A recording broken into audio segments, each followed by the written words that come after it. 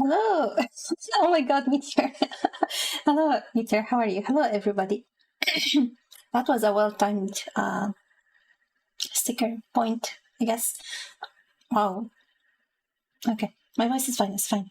Sorry I'm late. I I was a bit tired, but I was able to come here and press the start streaming button. So here we go.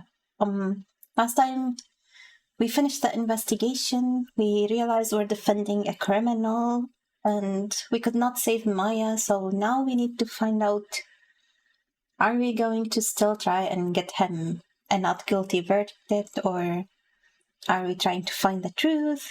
We'll see. We have a big decision to make. Well, Phoenix has a big decision to make. Yeah, let's get started. Edgeworth keeps teasing us about his answer for whether he's a prosecutor, and he doesn't tell us what it is, and then he's like, you'll find your answer after the end of this trial. So we'll see. Maybe today is the end of this trial. Maybe we'll find our answer today. And maybe we'll find his answer too. But yeah, let's get back in. Oops.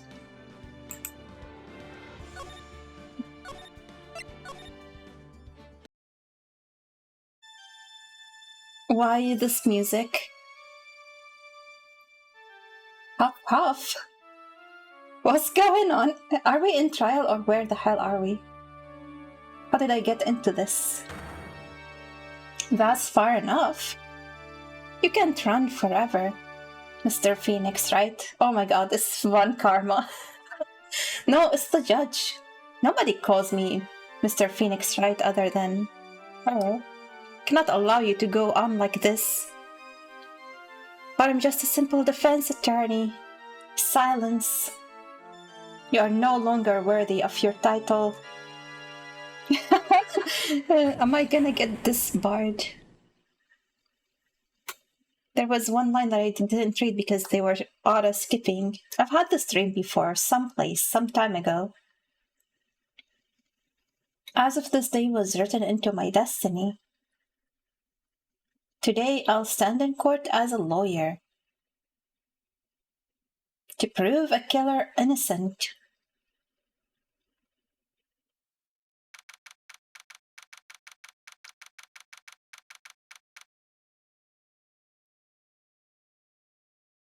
What have I done wrong? Okay, I guess that's the line that I missed. March 23rd, 9:43 a.m. District Court Defendant Lobby Number 3.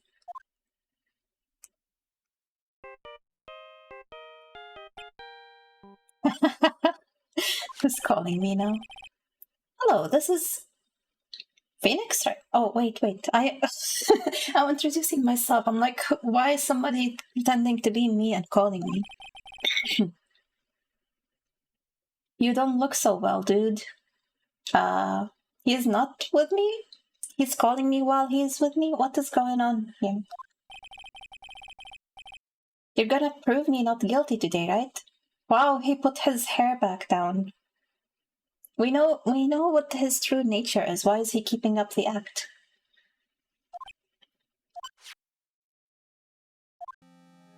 Oh, there it is. Ha ha ha. If you please, Mr. Lawyer. Remember, it's not just me. Your precious friend's life is riding on today's verdict, too. Now listen up. You'd better get on guard a guilty sentence, okay? If you get that creepy slime bag and not guilty, I'll never forgive you, ever. Well, who am I gonna listen to, Maya or this dude? Maya? Phoenix? This must be Mia. Yes. Maya, how's Maya? I don't know. You don't know? She hasn't tried to channel me since yesterday. That's bad news. Mia, what am I supposed to do?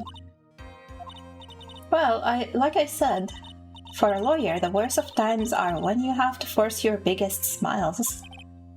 But You can't give up. There's still some hope left. Stop it, please. There's nothing left. Not here, not anywhere. Oh my god, he's completely given up.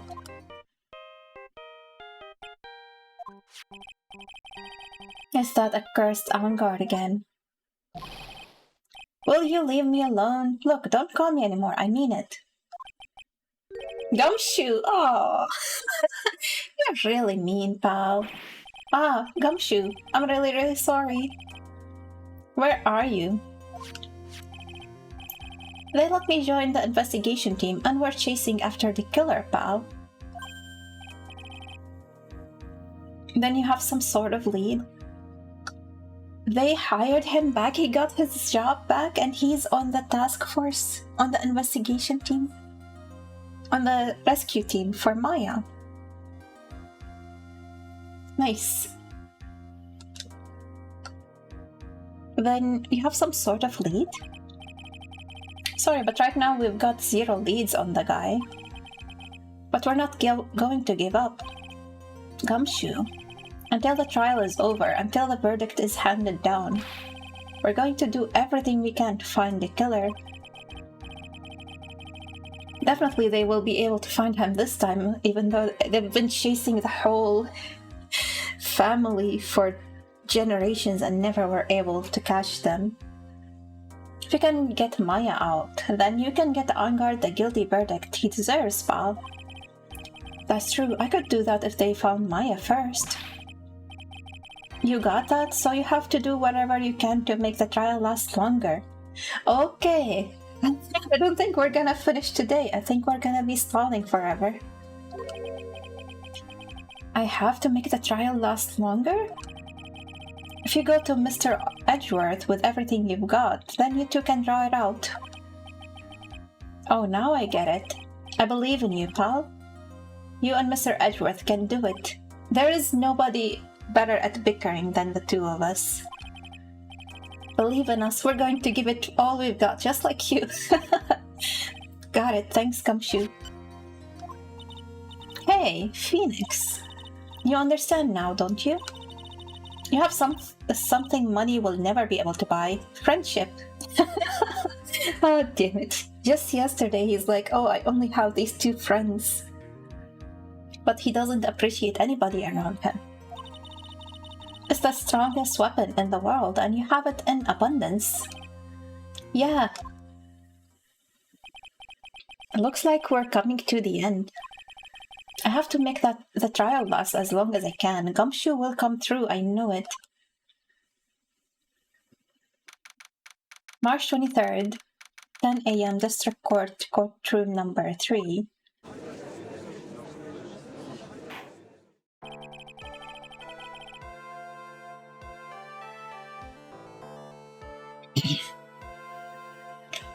Court is now in session for the trial of Matt Avantgarde. The defense is ready, Your Honor. The prosecution has been ready for a while, Your Honor. Look at Edgeworth already dragging out his sentences. Why couldn't I add a couple more words to the defense is ready, Your Honor? Now, as I recall, we concluded yesterday's session with a big mystery on our hands. The mystery being, what exactly was Mr. Adrian Andrews' role in this murder? That is to say, is she really connected to the crime itself? Mr. Edgeworth, if you would please inform the court of today's proceedings. Adrian Andrews. She forged evidence that threw the suspicion onto Mr. Avantgarde, and then proceeded to escape the crime scene by wearing a nickel samurai costume. The guilt of these actions are those from which she cannot escape. Then you're saying that she is guilty after all? I'm not finished, Your Honor. Miss Andrews has nothing to do with committing the actual murder. I would like to direct the court's attention to this card. He's gonna bring up the topic of the killer. What is that? It looks like a shell. This is the calling card of a certain assassin. Assassin, you say? Yes, Juan Corrida was killed by a professional assassin. And the person who hired the assassin, his client, so to speak, is Matt Engarde. What a surprising turn of events. I would think it's because... I would think it's become commonplace by now, Your Honor. We're familiar with this because we've been investigating it for a while, but for everybody else in court, this is shocking. I know what's going on this time. So I know that everything Edgeworth has said is true. But we still have to hold out as long as we can. Oh my god, we're gonna be liars. We're gonna be liars, not lawyers. And it's all a part of the plan to drag the trial out for Maya's sake. At least until Maya's safe and sound. I wonder how the trial will turn out today. Now then, please call your first witness, Mr. Edgeworth. The prosecution calls the defendant's mentor, Mr. Will Powers, to the stand. Oh no. We're gonna be bullying Powers. I feel bad already. Now then, witness, your name and occupation, please. Okay. I'm Will Powers. Yes, he's loading. His eye specifically is loading. I feel like he's like very hunched over and making himself small or whatever. I'm a poor underpaid action star. That's his occupation. And what is your relation to the defendant? Probably move the chair away so he looks smaller.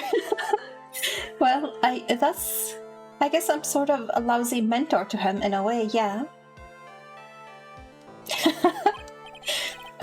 Mr. Powers, please, you don't need to put yourself down so much. Sorry, well, I'm just kind of a nothing sort of guy. He keeps putting himself down right after the judge told him to stop.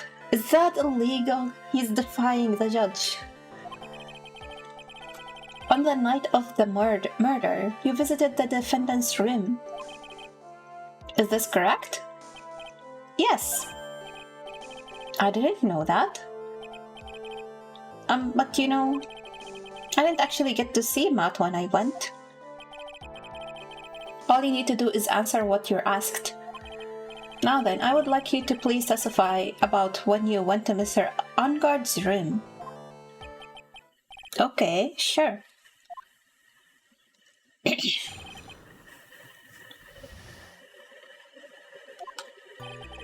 After the award ceremony, I went by myself to Matt's room.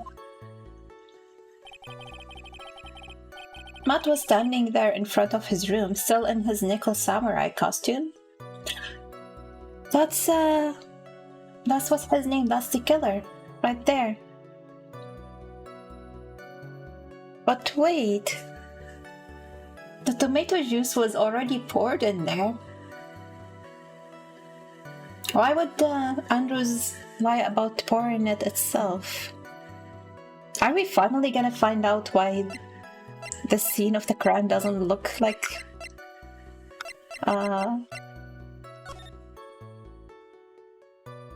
this? Why the tray with the tomato juice was actually in a different location when we went there? Andrew still haven't told us the whole truth.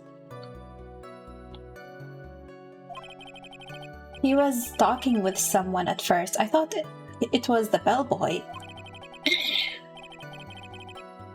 I watched the two of them for a while, but then I gave up and went back. I had guests with me that night. That would be us. And I couldn't make them wait for me. Do I remember him leaving us for a bit? I don't remember.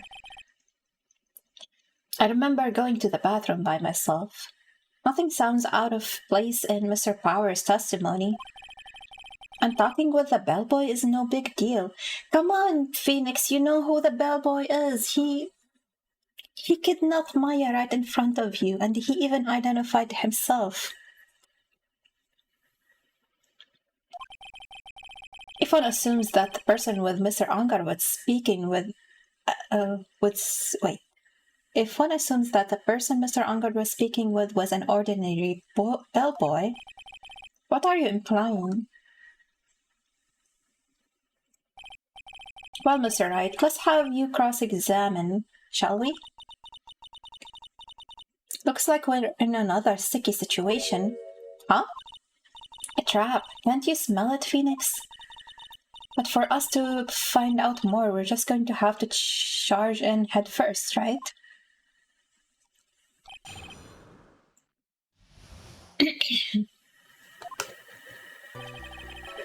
After the award ceremony, I went by myself to Matt's room. Oh, wait, what's the the other one? The defendant's room? Why did you go there? Well, I'm his mentor, like a big brother sort of, and I wanted to say congrats. Huh? What's wrong? Why did you stop? Mr. Wright! Uh-oh. What is it? You're going to try to trick me into a corner, aren't you? No. Oh my god, is he gonna do that every single time I ask him a question? I know I'm just a poor underpaid action star, but please don't bully me. I'm not the killer. I'm not the killer. What's up, Butterbaby?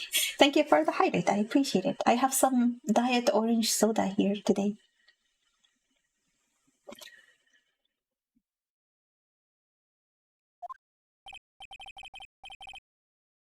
No one said you were, Mr. Powers?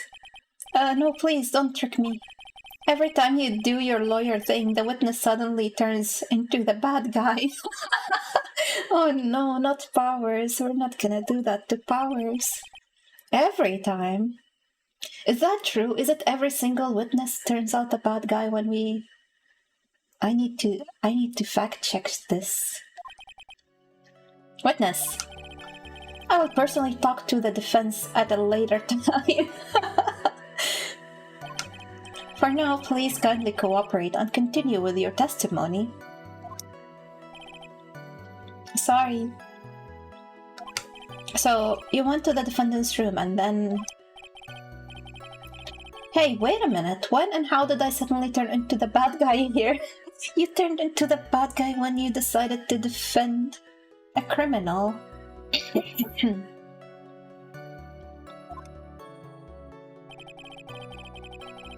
Matt was standing there in front of his room, still in his nickel samurai costume. Are you sure that was Matt Angard? Yeah, he didn't have his whole costume on. He took off the mask. Yeah, I'm sure. He wasn't wearing the nickel samurai mask then. If that's the case, then he really can't be mistaken. And what was the defendant doing standing in front of his own room? He was talking with someone at first. I thought it was the bellboy. What makes him only think that at the start? Why did he change his mind about who he thought he was? At first? What do you mean by that? Well, he was in a bellboyish uniform and he had a bottle of juice on a tray. Sounds like an ordinary bellboy to me. Yeah, but I didn't think he was a normal bellboy. And why was that? Why did I think that, Mr. Wright? Can you tell me? How am I supposed to know? Sorry, but I can't remember right now. Sorry. What do you mean you can't remember? I guess I'm going to have to wait patiently on this one. I watched the two of them for a while, but then I gave up and went back. Did you see anything else? Saw the two of them, the bellboy and the defendant, together, correct? Yeah, the bellboy just wanted to say congrats. Now, while you were watching the two of them, did you notice anything strange? I did feel something weird.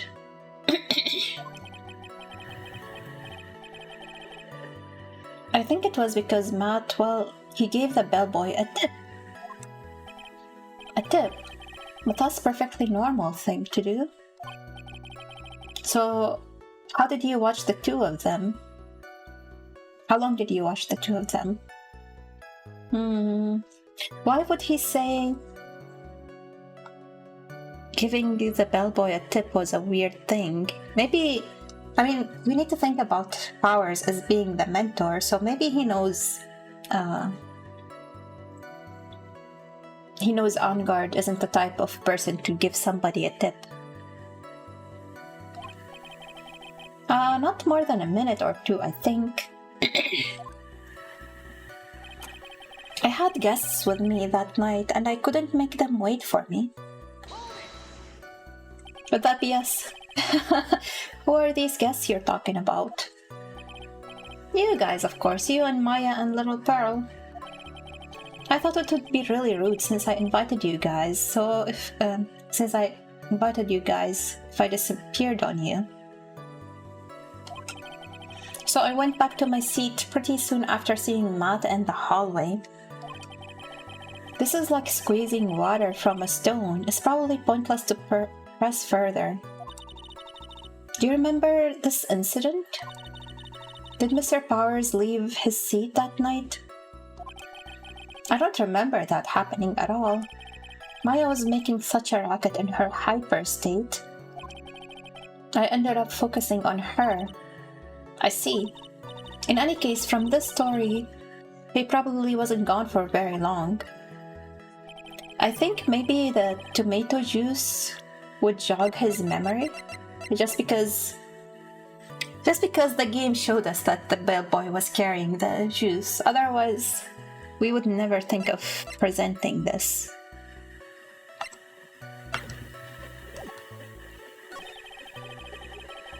I don't remember which one is the statement where he said, I don't remember.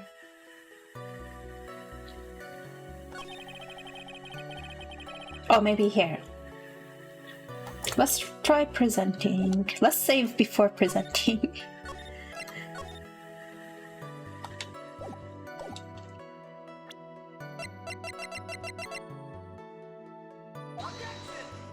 Not gonna work. Your Honor, that statement contradicts the evidence. Okay.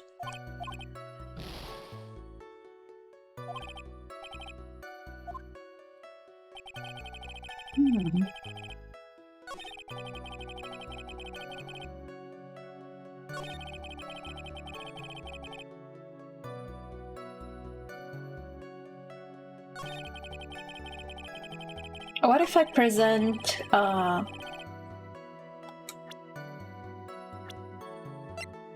the killer himself? But that would be the opposite of defending my criminal client. Didn't work.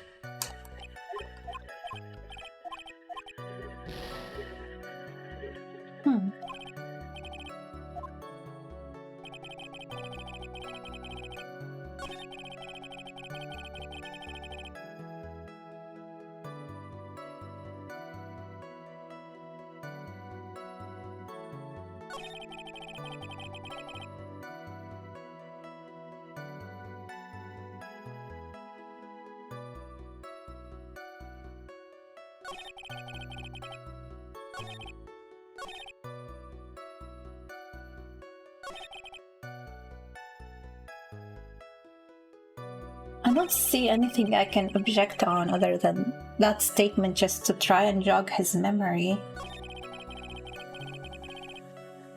And I don't think they allow me to present things while I'm pressing him. But let's try.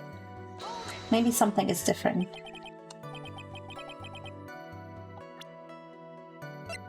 No, I cannot present.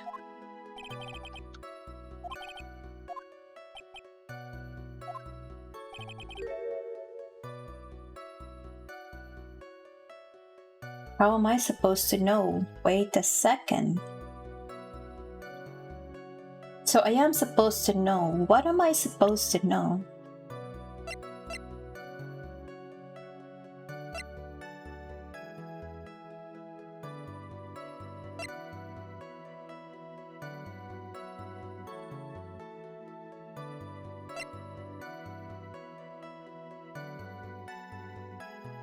What am I supposed to know other than, you know, the killer himself?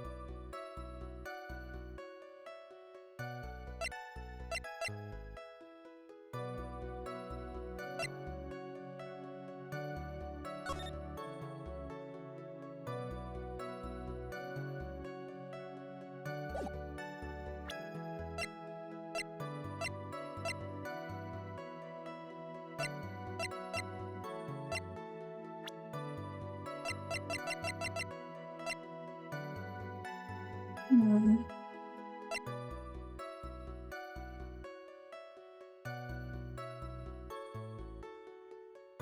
So he was there before the conference, right? And we know Laura and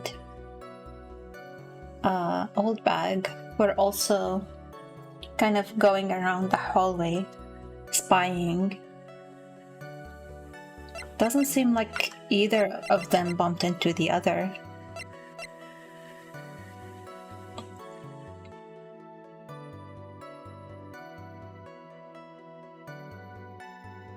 In my evidence, I don't even call him the killer.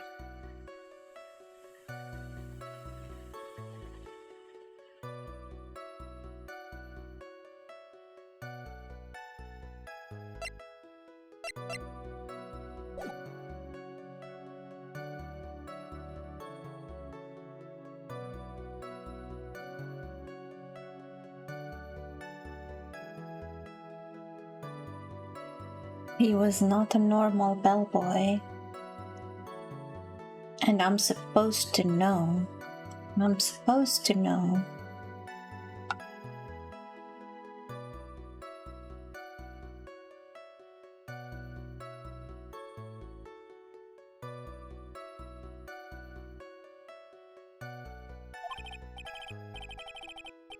Only a few minutes ago you stated, you know, I did feel something weird. I think it was because Matt, well, he gave the bellboy a tip.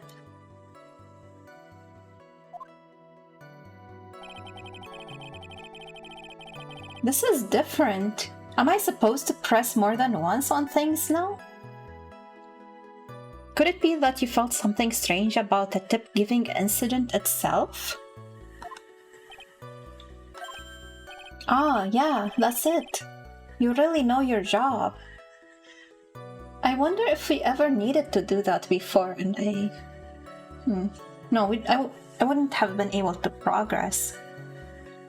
But maybe some statements we need to listen to twice. Maybe this is also part of dragging things out. Mr. Edgeworth, we lost so much HP just to find out that we need to press twice on things. Yes, Your Honor? The bellboy, he wasn't an ordinary one, was he? Perhaps we should let the witness tell us. Very well. Mr. Powers, please amend your testimony. You mean about the bellboy, right? Matt gave the bellboy a tip. So he gave the bellboy a tip. What's so strange about that? Well, you see, Matt is not a poor penny pincher like me. I was trying to figure out how much it was because the tip really shocked me. You did some sniffing, okay. How much it was? But that's when something even more surprising happened. The bellboy was putting the tip he got in his pocket. And that's when I got my first good look at the guy's face. I was really shocked. I'm afraid I don't follow at all. Sounds like Mr. Powers was surprised twice by this event. I wonder which of his shocking moments I should ask about.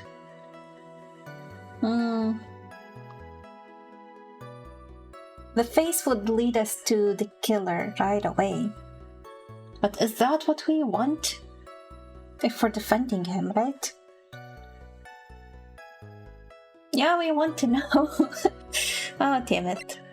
I'm sure we'll find some way to keep dragging this out. What was so shocking about the bellboy's face, Mr. Powers? Well, he wasn't exactly a boy, more like an old gramps. I don't think they literally have to be boys. I hope you know that discrimination towards old men is a no-no in my court. No, that's not what I meant at all. In the smack middle of the guy's face, there was a line of stitches. A line of stitches? Yeah, and it went straight from the tippy top of his head to the bottom of his chin. Almost like if that thread snapped, all of the stuff in his head would, oh my god, come spilling out. Thanks for putting that image in my head, Powers. Even Phoenix is startled. He was there, at Ongar's house. But he was that butler. Oh my god, why is Phoenix so stupid? Only now he's realizing it's the same person? What is it, Mr. Wright? Nothing, Your Honor. So that means Angard was talking with the killer then.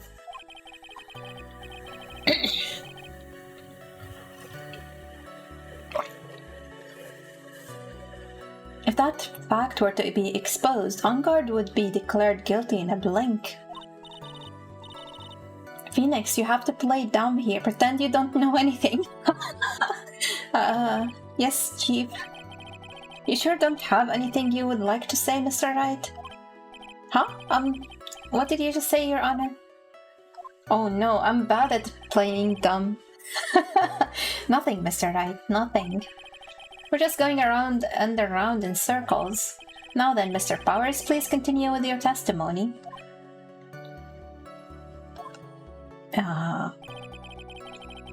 I watched the two of them for a while, but then I gave up. Let's go back to the previous statement and talk about the tip.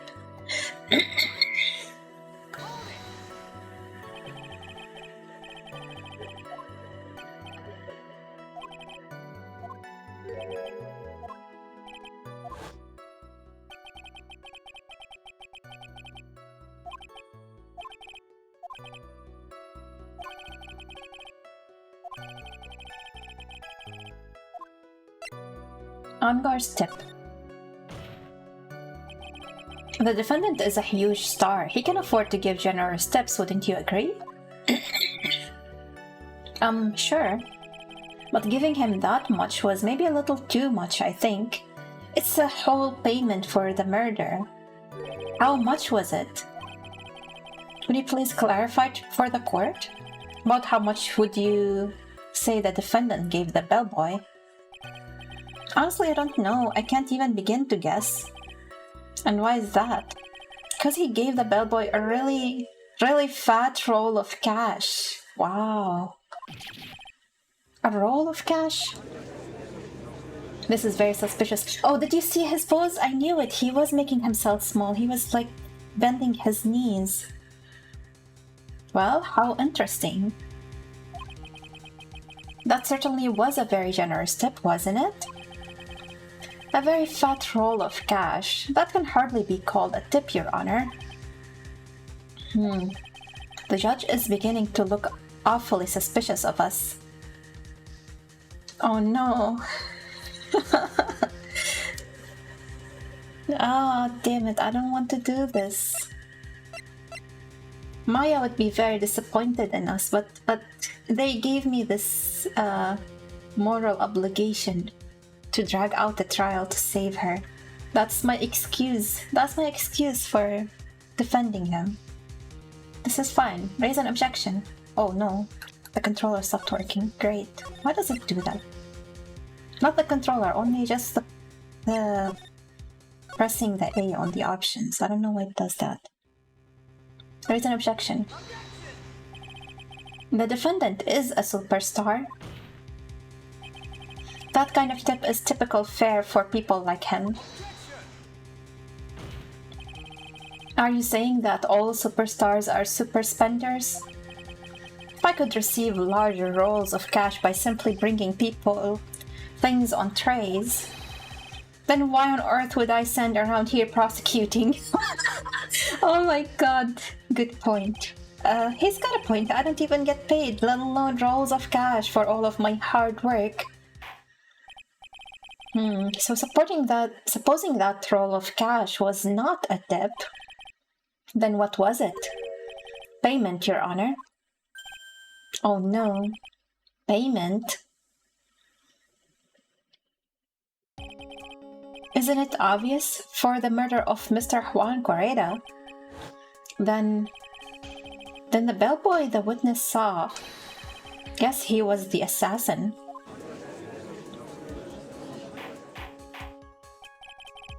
Hold your horses now, Mr. Edgeworth. You don't have any proof of this, do you? Have I ever been unprepared to support my claims, Your Honor? I have here the card Shelley the Killer left at the scene of the crime. Shelley the Killer? He is the person the police's special investigation team has been chasing for ages.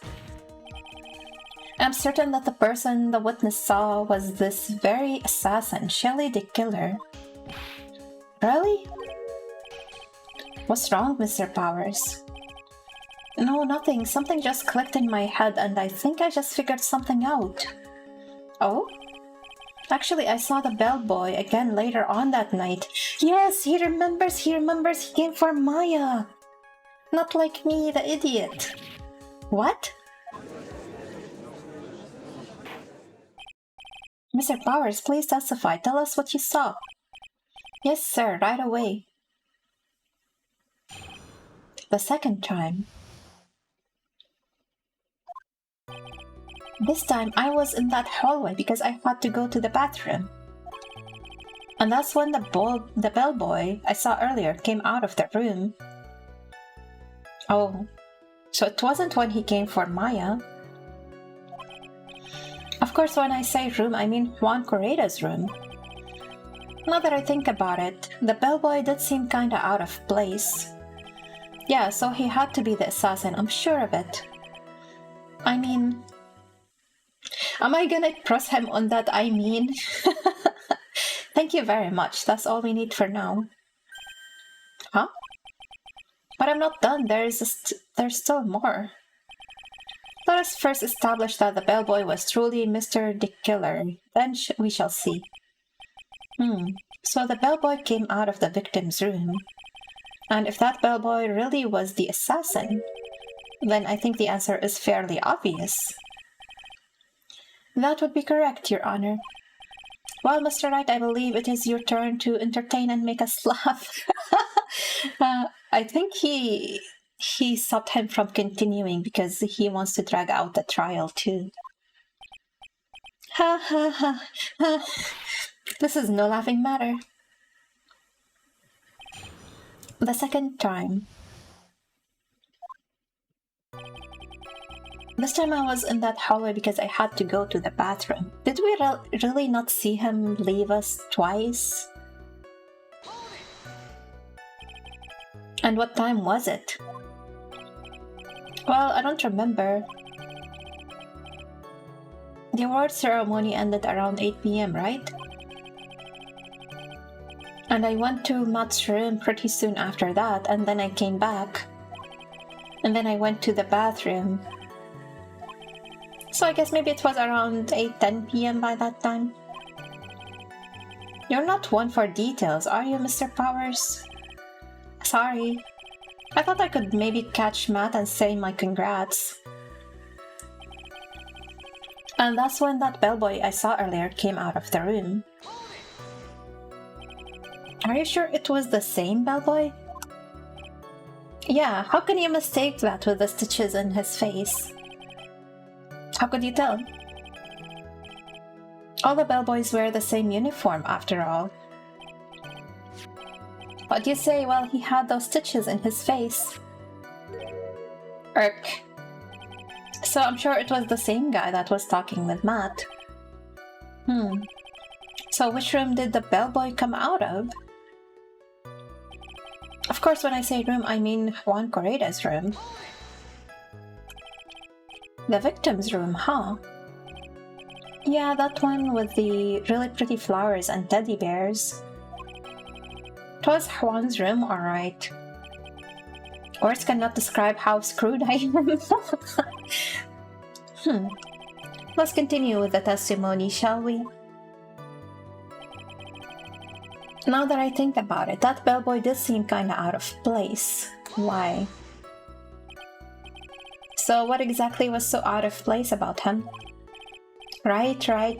Why the insipid grin? What does that even mean?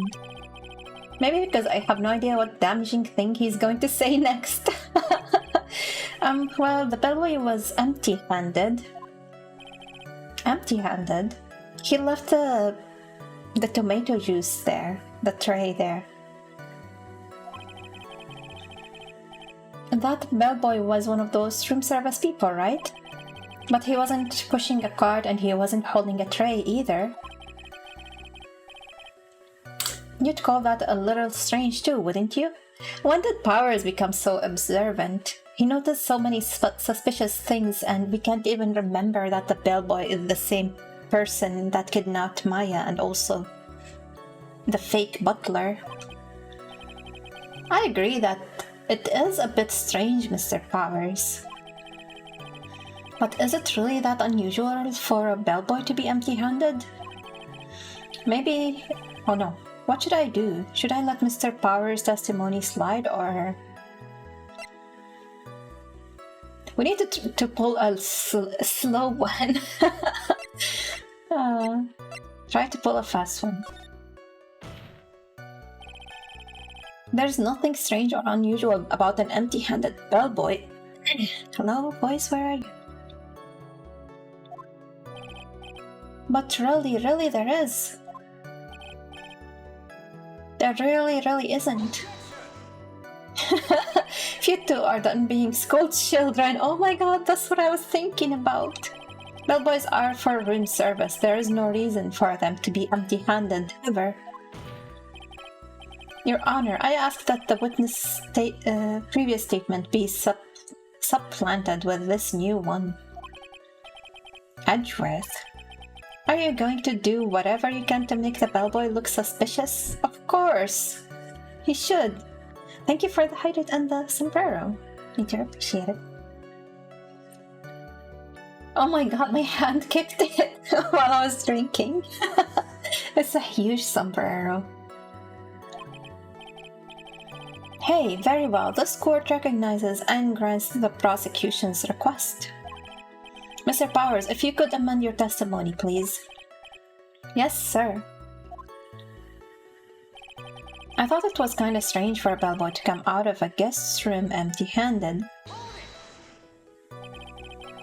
So you're saying that it's suspicious for him to be empty-handed? Yeah, really suspicious. I mean, when I first saw that bellboy... He's gonna bring up the tomato juice. No, he's not. He was holding a tray in his hand. And there was a bottle... Yeah, he will! A bottle of juice and a wine glass on it. Juice? What kind of juice was it? I'm pretty sure it was tomato juice. If we could come up with some sort of reason as to why he would come out empty-handed... Well, I guess we would say he was bringing this juice to Coreda.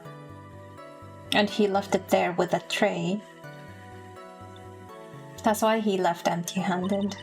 Some sort of proof. Then I think we can dodge the bullet on this one for now. Proof, huh? Sounds like another job for the court record.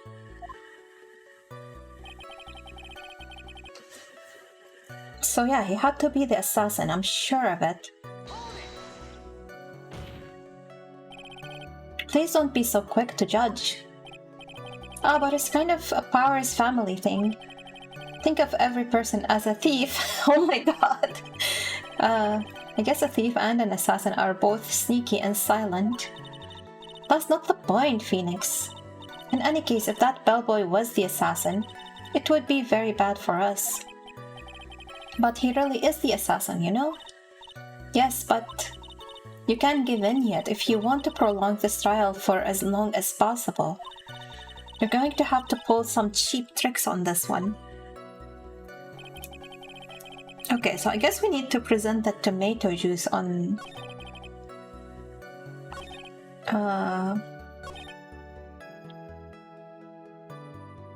maybe here.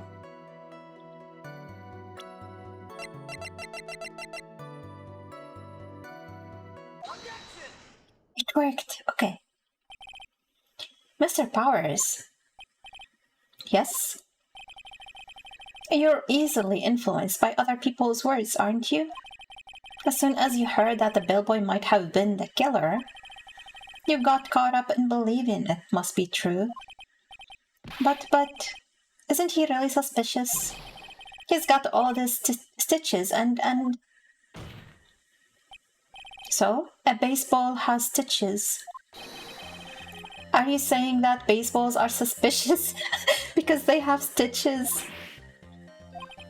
Well, there is also, I mean, what about him being empty-handed? I would like to ask the court to please take a look here. I guess presenting this picture would have worked as well. This is the crime scene. Who gets stitches? Snitches! Good point. There is a wine glass sitting next to Mr. Koreda's body. The liquid inside his glass is tomato juice. And now, if you would look at what is on top of the table in the lower right corner there, anyone can clearly see that it is a tray with a bottle of tomato juice on it. The bellboy just had brought this to Mr. Koreda's room. He left the tray in the room, which is why he was empty-handed when he left. But that would mean that the bellboy had seen and left a dead body in the room.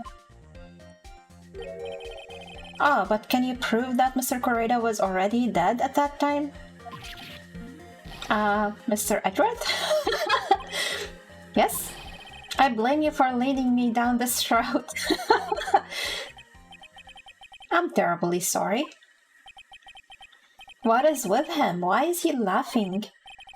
Witness, isn't there one more thing you would like to share with us? Is there? The bellboy was empty-handed, or should I say empty-handed. What?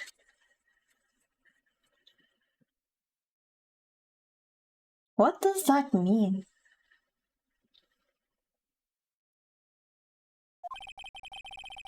I recall you had something interesting to say about his hands. Oh yeah, I almost forgot. Huh? What? The bellboy, he was wearing gloves. Gloves? Yeah, pitch black leather ones. All the other bellboys don't wear gloves like that, right? Black leather gloves. Why didn't you mention them earlier? Because Edward stopped him from saying it. Sorry, it slipped my mind. Boy, does this make the bellboy look really suspicious. Alright, got to focus. I can get lax here. I can't get lax here. So what if he had gloves? A lot of bellboys wear gloves. Come on, Mr. Wright, that bellboy was wearing black leather ones. So, a football is made of leather. Why does he keep talking about balls? Why does he keep comparing humans to balls? Are you saying all footballs are suspicious because they are made of leather? But that man, he received a large roll of cash from the defendant, and then he was seen leaving the crime scene wearing black leather gloves. I don't think that even someone like myself can believe he was just another bellboy. It seems that we have finally come to an understanding. Now then, witness, please continue with the rest of your testimony. The rest? Oh yes, please tell us more. Okay. Cyber, what's up? Welcome. How are you? It's okay if I make noise at night. Oh, damn it. Or you're trying to get a ball coat and then you got something even worse. Their second meeting. After leaving Juan's room, the bellboy went and knocked on Matt's door, just like that. Wow. He saw the whole thing. He gave something to the person inside the room. Wait, I thought he was empty-handed. Then the old guy just left without even going into the room. After that, I went to the bathroom and then back to my seat. So the bellboy, after leaving the crime scene, next went to the defendant's room? Yeah, I kinda saw all of that by accident. Some accident? I would say you saw too much. Wow, this assassin is not worthy of being a killer. He's very reckless. Why would he get the money right outside where people can see them? And why would he be going back and forth between his client and the person he was killing, where people can see them? He could have gotten the payment in advance. He could have given On Guard whatever he gave him later. He needed to space out these things. But nope, he did everything all at once and in a place where everybody can see. And all of it was suspicious to high heavens. I think it's safe to say that we can no longer consider this bellboy to be normal. Now then, let's get started, shall we, Mr. Wright? Your cross-examination, please. Yes, Your Honor. Their second meeting. After leaving Juan's room, the bellboy went and knocked on Matt's door just like that. Is that what you saw while you were busy spying? Am I gonna try? Damn it. I think Powers was right when he was pleading at the start not to make him look bad. I think the only thing we can do after this is attack Powers' credibility and make him look like a bad person. Excuse me? I may be a poor underpaid action star, but even I wouldn't stoop to spying.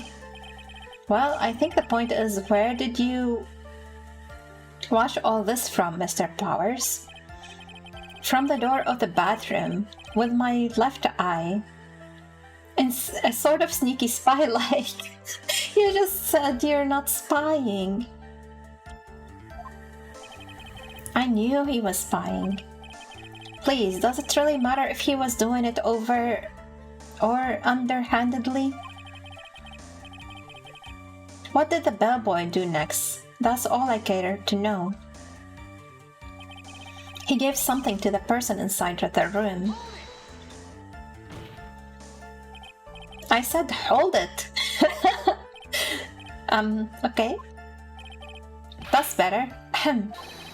What kind of statement is that? Please elaborate and give us a few more details. Oh, okay. I should probably ask him only one question at a time. I'm curious about the something, but we learned at some point that going out of order can get me in trouble. So let's go ask about the person inside. So who took this something the bellboy handed off? Actually, I don't know. It could have been Andrews. But would the bellboy not even try to verify who's he's handing this stuff to? What do you mean? I'm sorry, but I only saw the person's arm. Oh. No, she wouldn't have the costume on her yet. Because she came in after the murder. Only an arm? So you're saying you didn't see the person's face? Yeah. Well, it was Mr. Onguard's room, correct?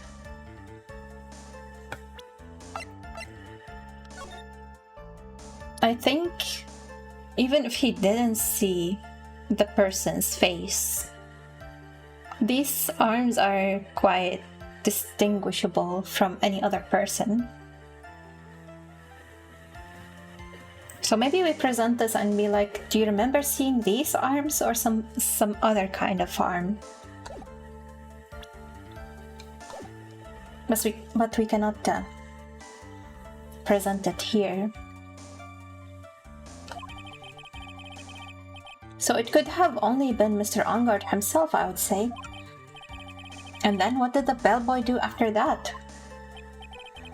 Oh, so after he gave that person inside the room the thing, then the old guy just left without even going into the room. Let's go back and ask about the thing.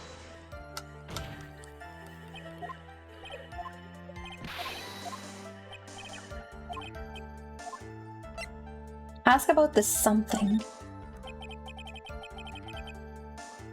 Gave something to this person? Yeah. And what was this something? If I remember what it was, I wouldn't be calling it something, would I? But this implies that something was removed from the scene of the crime. Right. Damn it, do I remember anything missing from the scene of the crime? Something small enough to be stuffed into a pocket and like he would still be leaving empty-handed. Are you sure you really can't remember, Mr. Powers? I think it was something kinda small. I would like to summarize the testimony up to this point if you don't mind. When the bellboy left the crime scene, he immediately went to the defendant's room. There he handed a small item of some sort to the person inside. As for the person who received the item, all you could see was the person's arm. Yes, it was just like that. Mr. Edgeworth, is all this really that important? Of course, Your Honor. I think this is of utmost importance. This is when whatever was removed from the crime scene was handed over to the client. It must be the suicide note. Because Andrews was expecting to find it and she didn't find it, and the suicide note was part of the confession that was gonna happen at the conference that was gonna destroy Onguard. The assassin didn't only have to kill Correda, he also had to retrieve the thing that would destroy Onguard. Mr. Powers, please try to remember what it was the bellboy handed off. Well, let's see. I think it was... No. If you remember, please add it to your testimony. Yes, sir. Okay, maybe he will remember after we press him on the statements that we didn't press him on yet. If I saw it again, I could say for sure, but I think it was some sort of wooden statue. He added this to his testimony. Wooden statue. The only thing wooden we have is this, but this is not small enough to be in a pocket. It's as big as a cat's door.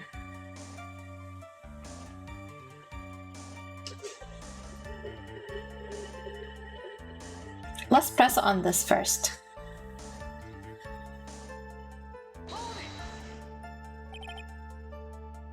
statue? Yeah, it kind of looked like one, I guess. If I saw the actual thing again, I would probably remember, you know? Damn it.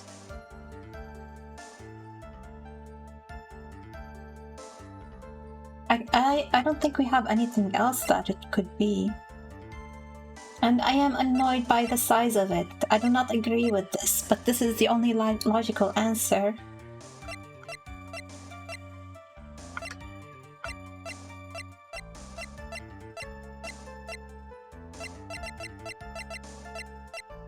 And it did end up in Enguarde's mansion, and he's not the one that gets the teddy bear gifts, right?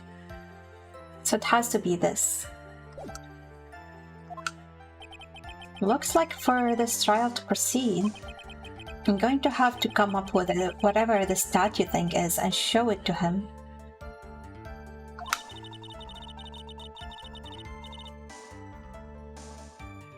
You're going to trust your instinct on this one and take a chance, Phoenix. Well, Mr. Powers, let's continue with your testimony.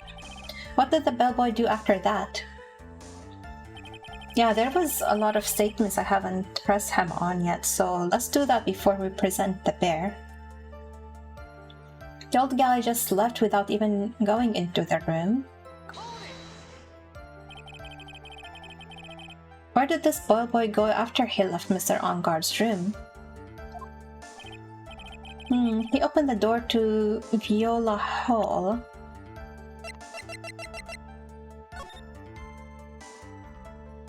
Okay.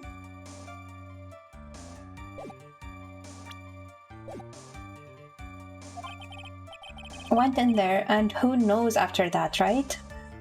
He probably went to get Maya. What a nice looking Pokemon. Oh no. Let me see if I can refresh it. There we go. See, it loaded in. It got fixed. Just needed some time. I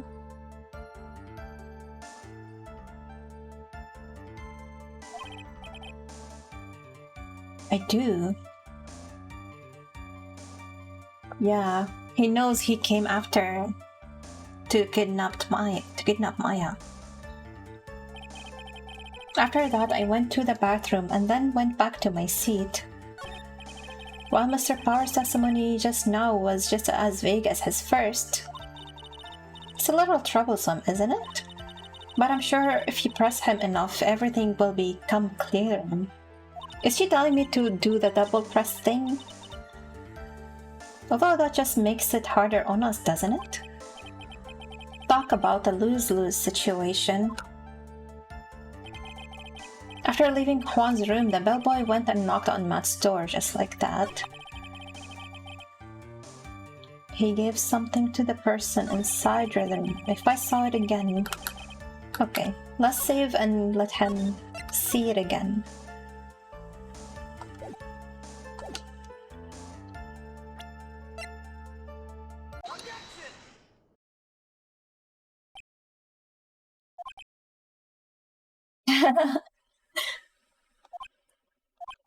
Stalling with the ... dots. Everybody is in on this. What was the point of that pregnant pause? What does that mean? I've never... What is a pregnant pause? Where did that objection come from? Well, speak up. He doesn't even know that I'm the one who objected. Oh, it was me, Your Honor. What is it, Phoenix? I have a feeling that something bad is going to happen once I show this. Of course, it's gonna make things worse for my client. Mr. Wright, if you have something to say, please spit it out. Yes, Your Honor. Oh no. Okay, Phoenix, deep breath. Mr. Powers, the something you saw. Was it this item? Oh, hey, that's it! That's the something! Wow, Mr. Wright, you really figured it out. Can I be the prosecutor, please? I don't want to be the defense attorney. I recall we found this at Matt Engarde's mansion. At the defendant's house? Oh no, did I just hand Maya a death sentence by showing this? Maybe I should have double pressed and not shown this. I think this is game over. Please tell me I saved. What does this mean? It's simple, Your Honor. Shelly the killer assassinated Juan Corrida in his room. Maybe the note was inside of it. Maybe that's why he got this specific bear. Maybe we can open it right now and find the note. And our whole case crumbles. Oh no, this was a mistake. I should not have shown this. I should have pressed further. Mia even told me to keep pressing. Kelly the killer assassinated Juan Corrida in his room. And then he stole this wooden bear from the scene of the crime. Then the bear being found at Mr. Engarde's mansion would mean... Goes without saying, Your Honor. Mr. Matt Engarde is the killer's client. Order, order, order. I said order. Mr. Wright, this is a most unfortunate turn of events for you. Yeah. Sorry, Mia. No, it's alright. Your judgment was sound. No, it was not sound. Actually, I figured the bear would come up. If not now, then it would have later on. We should have aimed for later on, though. I almost forgot that he knew about it too. Wait, even if you hadn't shown it to the court, I'm sure your friend Edgeworth would have. Oh, right. So maybe you didn't make a mistake. I think it is clear that there is no need for us to continue this trial. I can't let this happen. I have to do something. There has to be something we've overlooked. Your Honor, a minute, please. Yes, Mr. Wright? There are still a few points left that we have not fully explored. What are you trying to pull? Well, we can't have that. Alright, Mr. Wright, what questionable point would you like to explore further? The person who received the bear. That's actually a good point. Like, I can still spin this as somebody trying to frame Engarde. The person who received it may have planted it in his house afterwards to frame him.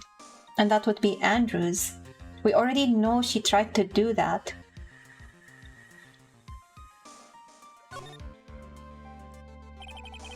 There was one thing in Mr. Power's testimony that was very unclear.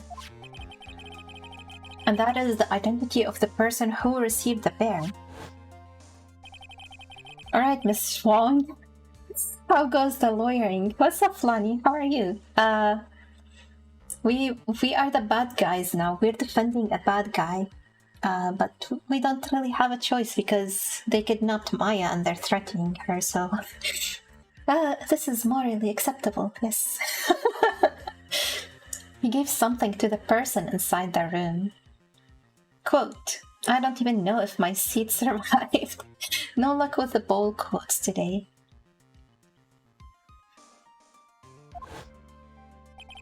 I'm sorry, but I only saw the person's arm. As long as we don't know who it was that took the bear, we can't be sure of... Ah! Did he remember something else again? What is it, Mr. Powers? If you're going to scream like that, then at least give us a good reason why. Oh, yeah, sorry. Actually, so, I remembered. I remembered who took the bear. Oh my god, that face. You timed it perfectly with Phoenix's face. I was talking about the emote, but then I looked at Phoenix, and he's making a very similar face. Maybe not laughing, but he's definitely sweating. What? Really? I mean, I only saw his arm. But the arm. It was the Nickel Samurai's arm, I swear it. Okay, that's what I was trying to say. It would be very clear.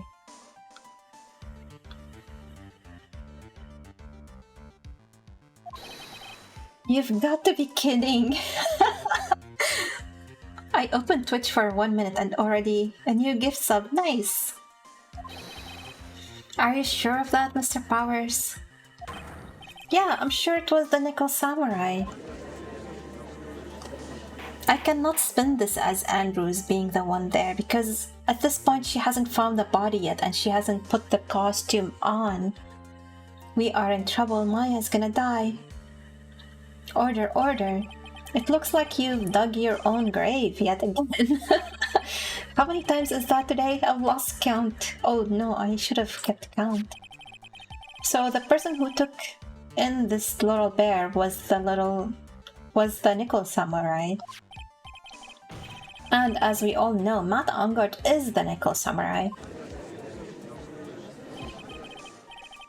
Thanks to the defense, we've made that all the clearer. What am I supposed to do now? Mia, help! You don't have time to act lost. You've got to find another angle to attack this from. Hurry! Now, I will bring this cross-examination to... Hold it, Your Honor! Again, Mr. Wright? We've already removed any and all questionable areas of this testimony. It's about time you were removed from this court, Mr. Wright. I have to find something. Even one more little point will do. Let's save.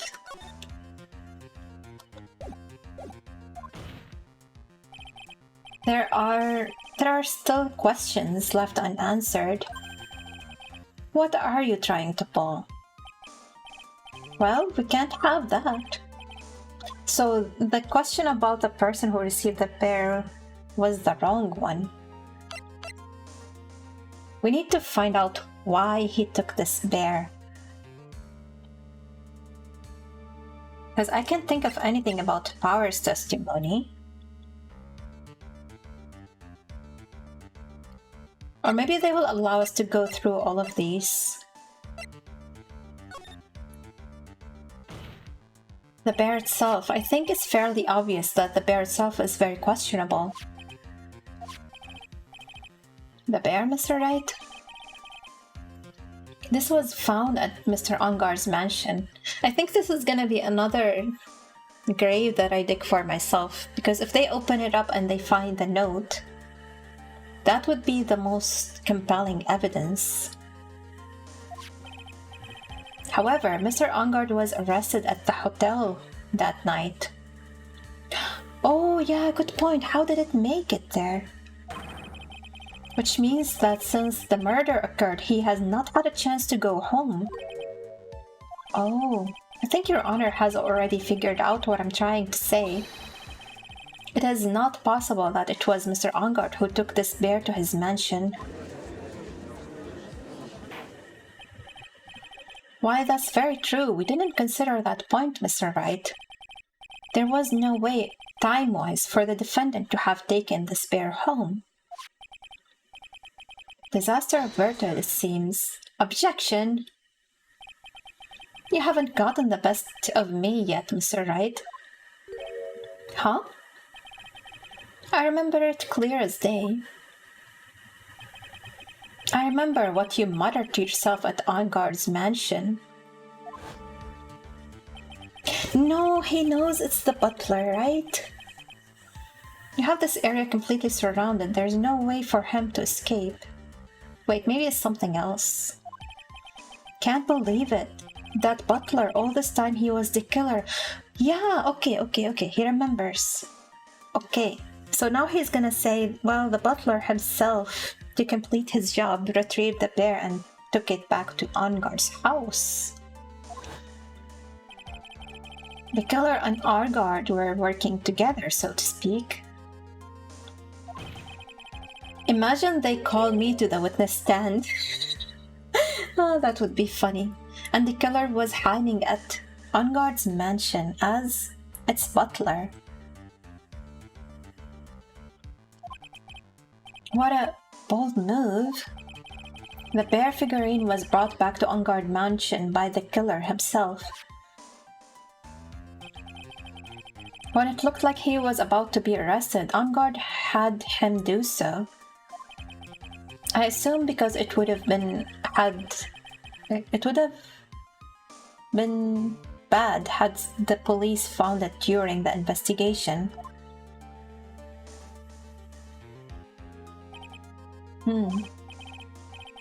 Well, Mr. Wright, you've been quiet for a while now. This is too much. Isn't there anything I can attack at all? I think we've heard enough. Wait, I missed a lot of chat. Sorry, I was so into this. I think it's very opaque, Jay. Oh my god, I don't remember that happened 5 minutes ago. Tak, but you're a defense lawyer. Edgeworth the Killer, what an appropriate name. I think we've heard enough. We know why this bear figurine was at the defendant's mansion, as well as who it was that received the bear from the assassin in his room. Everything has become very clear. The client who had hired the assassin to commit the murder was Mr. Matt Argard. I see no reason for this trial to continue, therefore I will now hand down my verdict. Thank you, Your Honor, for understanding. You see, Mr. Wright, you could not win against the truth, could you? Oh no. I knew it would turn out this way. After all, what Edgeworth has stated is the truth. Any last objections, Mr. Wright? Well, what should I do?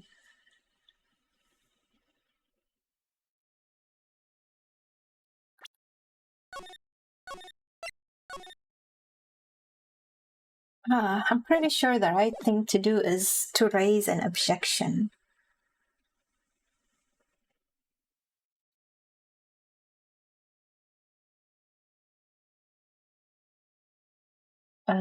So we can drag the trial on to save Maya. So I am curious what happens if we do give up here. And do the morally right thing about the murder. And putting Argard behind bars. So let's see. Let's see this game over, I guess.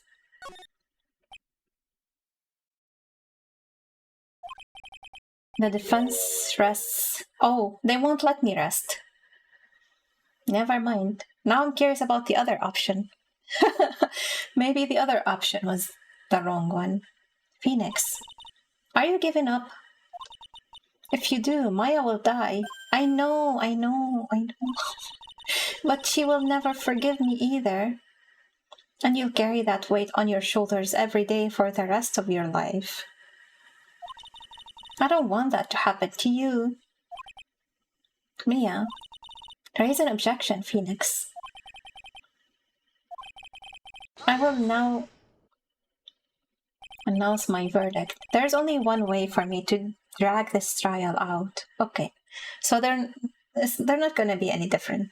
They're all going to lead to an objection anyway. The only thing I have left is this one dirty trick. Your Honor, right now we have these two reasons to believe my client is the assassin's client. Reason number one, he accepted the bear figurine from the assassin. Reason number two, that very same figurine was found at Argard's mansion. However, it's possible this is all the work of a certain other person. What were you saying? What I'm saying is, It's possible a different person is the killer's real client. We're gonna try to throw Andrews under the bus, just like how Edgeworth was like threatening her, knowing that she might end up taking her life. Now we're gonna be like, no, she's the real client of the assassin. How can we live with the weight of that on our shoulders if it works? It's either Maya or this, or Andrews. Look, just because it's called a trial doesn't mean you need to try random stuff. Is this all you have? Now then, Mr. Wright, let's hear your theory. Who do you say is the killer's real client and therefore the real murderer? Oh no.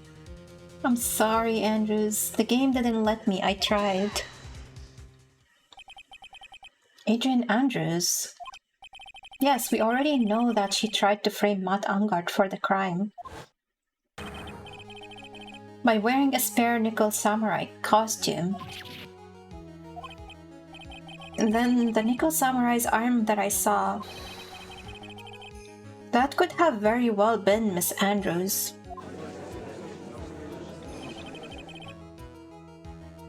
We already know the real killer is Edgeworth, you know? But what about Mr. Angard? If you would please recall yesterday's testimony. The defendant was taking a nap during the break period. That's right.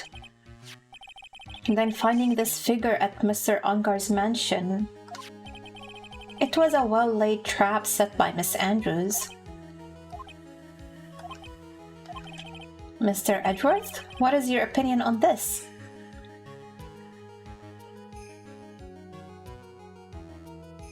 Gone high and by. Have to slowly leave. Hope you're okay, Meteor. What is your opinion on this? Oh no, I didn't let the judge continue loading.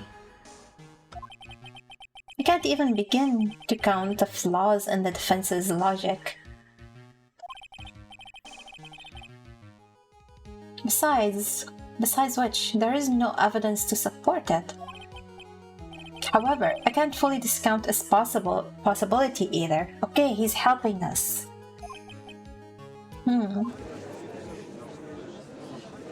What is with this trial? Come on, anyone can tell Angard did it. Can't believe the defense would go so far to pin the guilt onto someone else. Yeah, unbelievable. It's not something petty, it's a murder of all things. This is to save Maya, this is to save Maya. Oh my god. People are gonna... My reputation is ruined just for doing this. I'm gonna have to live with the weight of that for the rest of my life.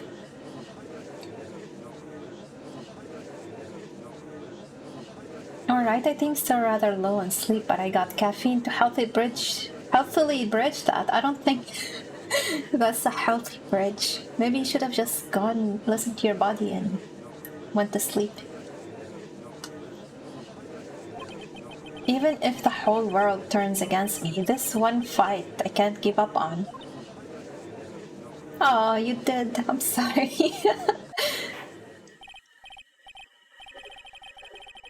You wanna feel like me? How? I got 3 hours of sleep and then was wide awake again. I hate that, like the worst, when you wake up from very little sleep and you cannot fall back asleep. And then you have your brain scattered all day.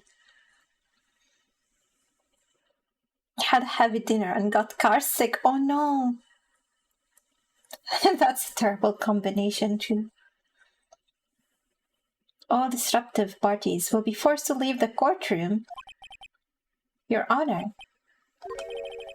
For the benefit of the defense, I'm willing to play along with his what-if game. Wouldn't mind some dinner. Maybe we can trade. His what-if game, Mr. Edgeworth. The prosecution is prepared to challenge the defense's theory. hot lava cake was nice. I never tried lava cake. Mr. Wright, even you must have thought it strange and wondered. Why would the criminal want this little wooden bear? He's right. The killer did specially bring that bear to Ungar's right away. Why do you ask? Is there something special about it? Absolutely. And I'm sure that once the court knows its significance, the true killer's identity will become crystal clear. Must have the note. Your Honor, the prosecution calls upon a witness who will clear all doubts against Miss Andrews. And who would that be? It's quite simple, Your Honor. Miss Adrian Andrews herself. No. We have to face the person that we threw under the bus. Well then, the court will take a short 10-minute recess. The prosecution will prepare its witness in that time. Yes, Your Honor. March 23rd, 11:54 a.m., District Court Defendant Lobby Number 3. Ha ha ha. Oh, I knew it was a good idea to hold her hostage. Don't you agree, Mr. Lawyer? But I never thought in your desperation you would try to pin the guilt onto Adrian. I swear this demon will pay. How? Mr. Nick. Pearls? Where's Mia? I don't know. A really strong power suddenly called her away. It must be Maya. A really strong power? Gumshoe? Please be Gumshoe. Mr. Nick, your phone is from Gumshoe. Now he looks at the phone number ID. How's it going? Have you been hanging in there, pal? Yeah, sort of. We just barely found something to latch onto. That's good, pal. And what about you? Anything yet? Have you figured out where the killer and Maya are? We still don't have any leads, but... What? We don't have any more time. If we just had one, even a single clue would be a really helpful... I was only able to come this far because I kept thinking to myself, I've got to keep the trial going until Maya's been rescued. But I have just run out of luck this time. Is all our hope for naught? A tent? Huh? A tent? I could see a circus tent. Mia! It looks like Maya was unconscious until just a few minutes ago. Well, now we have a hint about her location. I wonder if it's the same circus from the previous case. As soon as she woke up, she called for me. So it was Maya that called you away? She's locked in a dusty little room right now. But I could see a circus tent outside the window about 300 feet away. Gumshoe, is there a circus in town right now? There's only one, pal, the very big circus. Maya is somewhere within 300 feet radius of the main tent. What? Okay, hold on a second, pal. Hey, draw a circle on that map about 300 foot radius from the main tent, hurry. And I could see a mailbox under the window just outside. Gumshoe, there's also a mailbox. Okay, what else? What else, Mia? I'm sorry, but it was a very small window. I couldn't see anything else. Well, that's another clue. It should be a small window. Felt like I was in an old office building, maybe the 3rd floor or so. I heard her, an old office building. Good stuff, pal. Okay, just hang in there. Just a little longer, pal. Wish us luck. I think Detective Conan had the same premise at some point. Tiny window description to find a hostage. I don't remember. I haven't seen it in a very long time. but I can see that being a possibility. Good luck. I'll call you later, so don't let your battery die, okay, pal? Don't jinx us! Maya's not hurt, right? There's like 1,000 episodes, so no one expects you to remember them all. She is in a pretty bad state, Phoenix. She's being starved. Gumshoe, please hurry.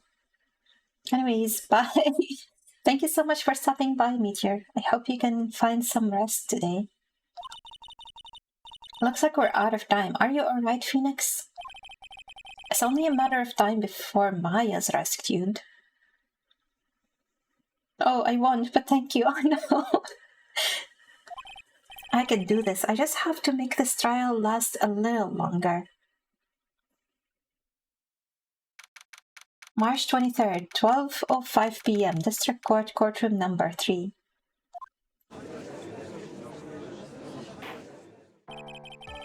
Court will now reconvene. The killer, the man who murdered the victim, handed this to his client. From this, one obvious question arises. Why this particular item? I believe the answer to that question will provide us with the name of the real culprit. Now then, the prosecution calls the defendant's manager, Adrian Andrews, to the stand.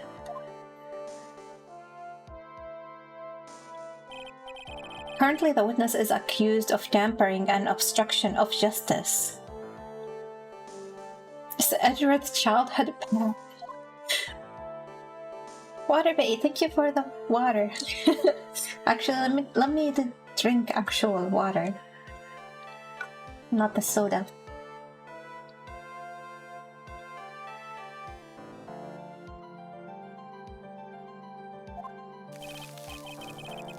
No, don't freeze me. The water is not even cold. It has gotten hot.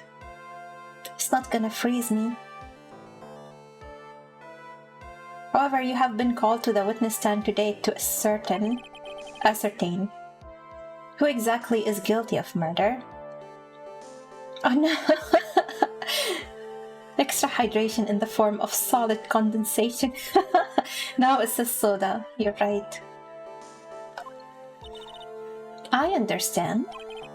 Very good. Now, have you ever seen this bear before, Miss Andrews? Of course I have. You have seen it before?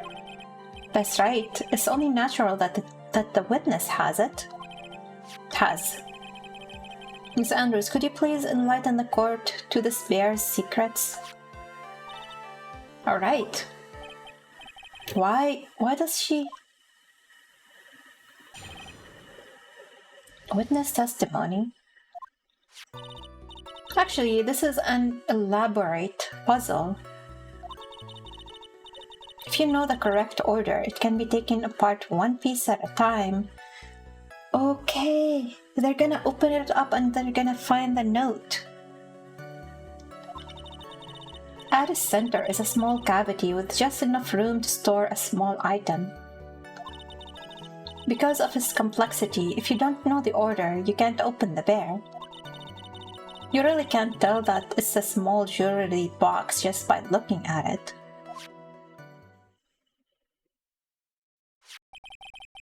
This figurine is a container of sorts, is it? Yes, looks can be deceiving, wouldn't you agree? Coming from the one with the deceiving looks. Yes, this is superb craftsmanship. Oh yes, I nearly forgot. You may begin your cross-examination, Mr. Wright. It looks like there really was something to that bear after all. The bear figurine. This is an elaborate puzzle. A puzzle? That's right. But it looks like an ordinary figurine. True enough. To people who don't know, I'm sure they would never guess that this was a puzzle. So what kind of puzzle is this exactly? That was the most useless press I've ever done. If you know the correct order, it can be taken apart one piece at a time. So you can take it apart, and how would one go about doing that? Uh-oh, don't take it apart. Well, you first turn a stale to the right and then push it in. Oh no, they're taking it apart right now. After that, the arm and legs are free to move and can be removed.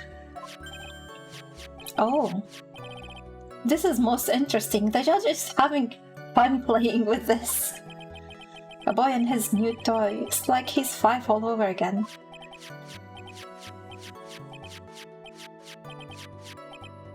Okay, this is enough stalling, I think. Oh, don't mind me. Go ahead and carry on. I think he's lost it. He doesn't want to hear the rest of the steps. He's too intrigued. He wants to figure it out himself. So, what do you find after you take the puzzle apart? At its center is a small cavity with just enough room to store a small item. And how do you know about this? I know because I was the one who bought it.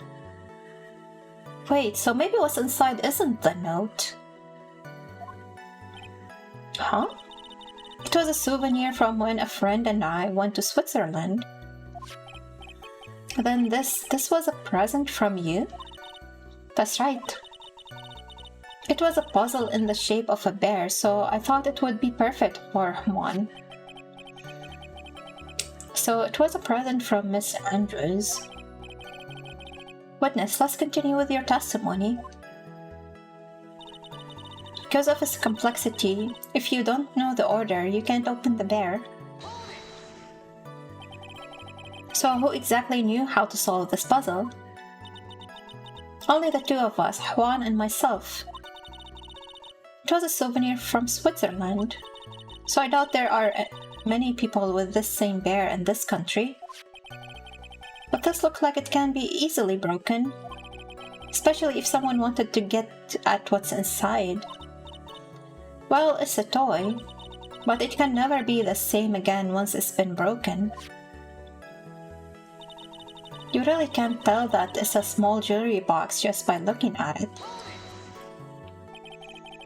Who else knows that this bear is actually a small container or jewelry box? I never told anyone. And as long as Juan never told anyone either, then only the 2 of us knew. The 2 of you, huh? Then of course that means Mr. Angar didn't know, right? I think this is about all I'm going to get for now. But she needs Angar to know so she isn't found guilty of this. So maybe she's gonna say something. A wooden puzzle with a hollow inside. Only Corrida and Andrews know how to open it.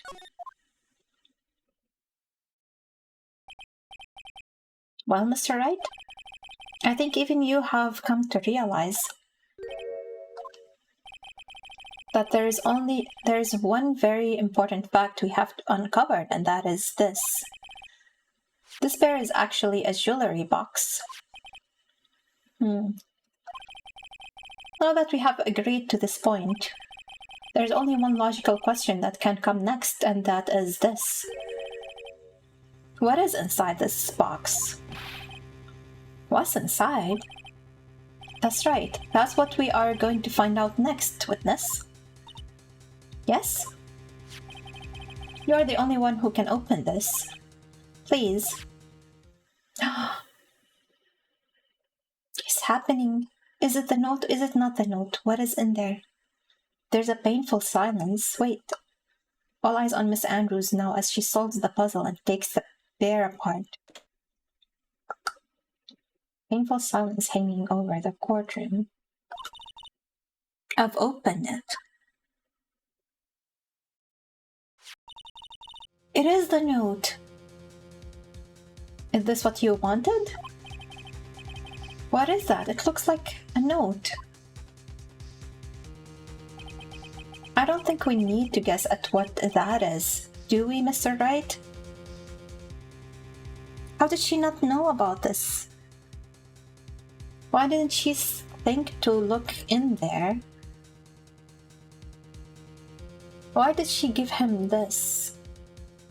Maybe it was part of her plan. She knew he would put it in there and at some point she would retrieve it.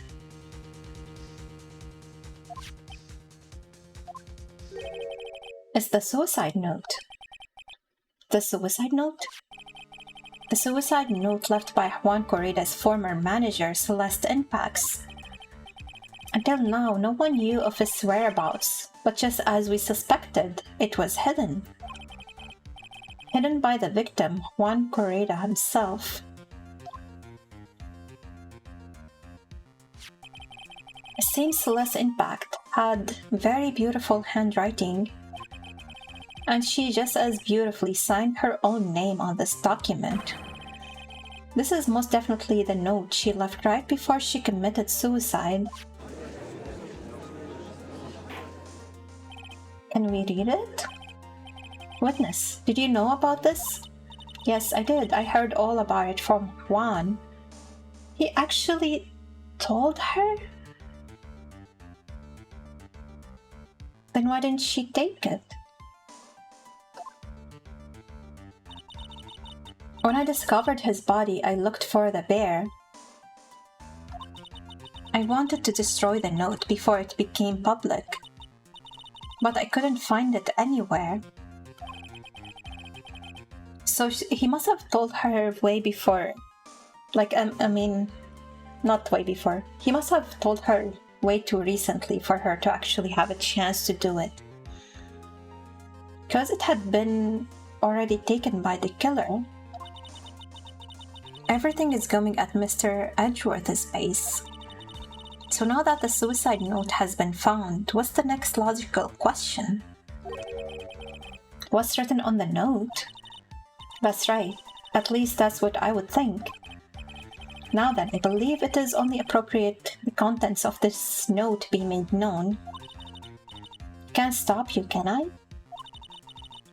I went through so much just to get my hands on it. And I was going to burn it, for her sake. I'm deeply sorry, but I can't allow you to persuade me to stop. Your Honor, if you could please read the contents of the note aloud. Very well. Oh my god, this is it. The judge's voice rang loud and clear through the deathly silent courtroom. In her note, Celeste Impax left us a record of all that had happened to her. About being used and then thrown away by Angard. About being engaged to Corrida and Angard's role in destroying that. And about how she decided in her despair to end it all.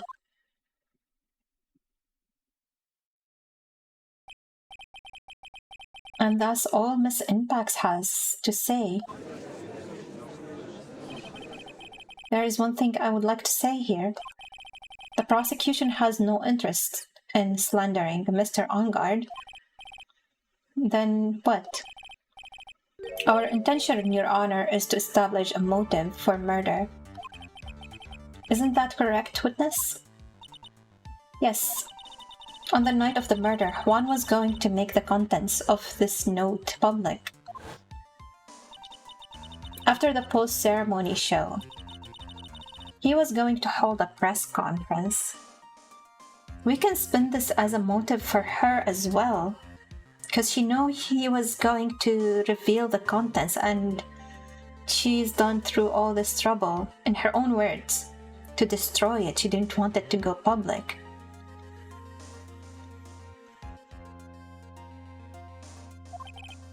My word. Mata Angard values above all else his refreshing like a spring breeze image, which is why he had to stop this note from being made public. At any cost. Celeste's suicide note, found inside the figurine, tells of Angard's horrible misdeeds.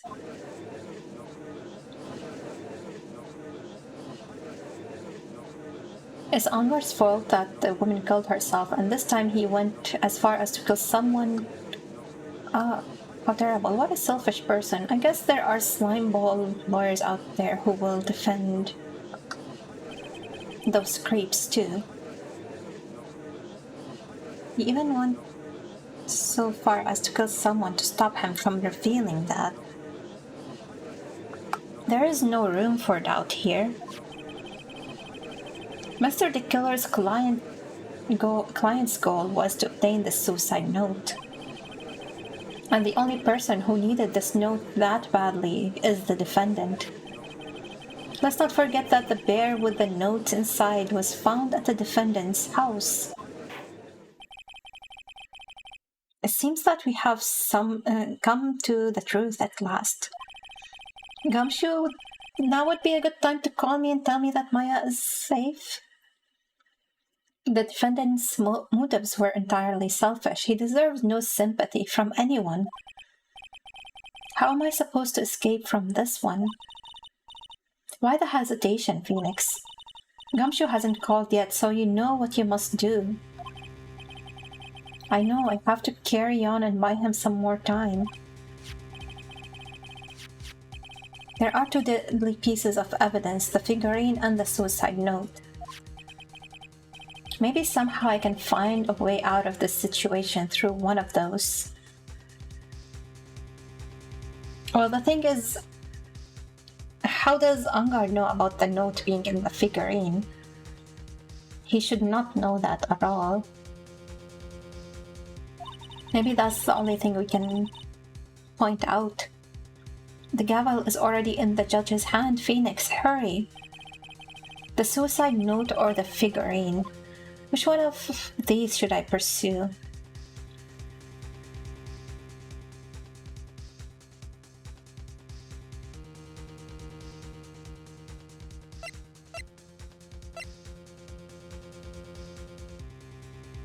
I think it's the figurine, like he had no way of knowing.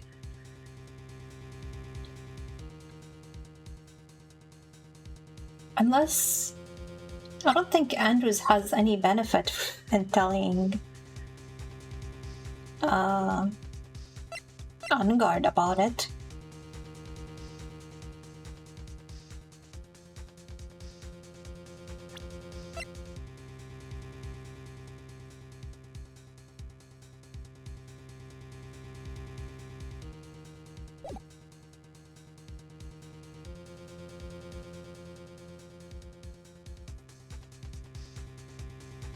Let's go with the figurine. Maybe I should save just so we don't have to repeat a lot of stuff if it's the wrong answer.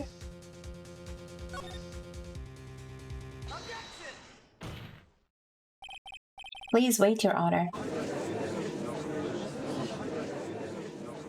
Oh man, look at that lawyer. He's still going at it. It's like he doesn't care that he's trying to get a killer off the hook.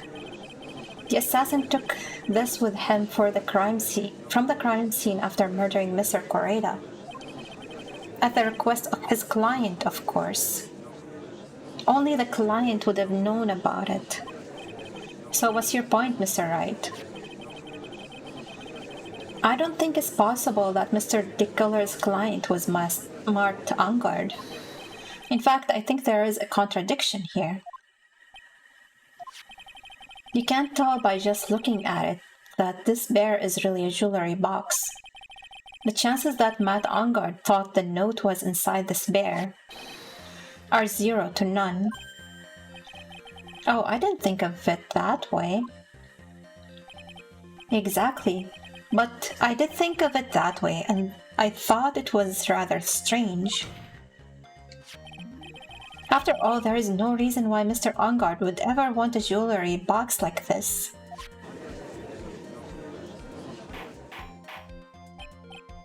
Order, order, order.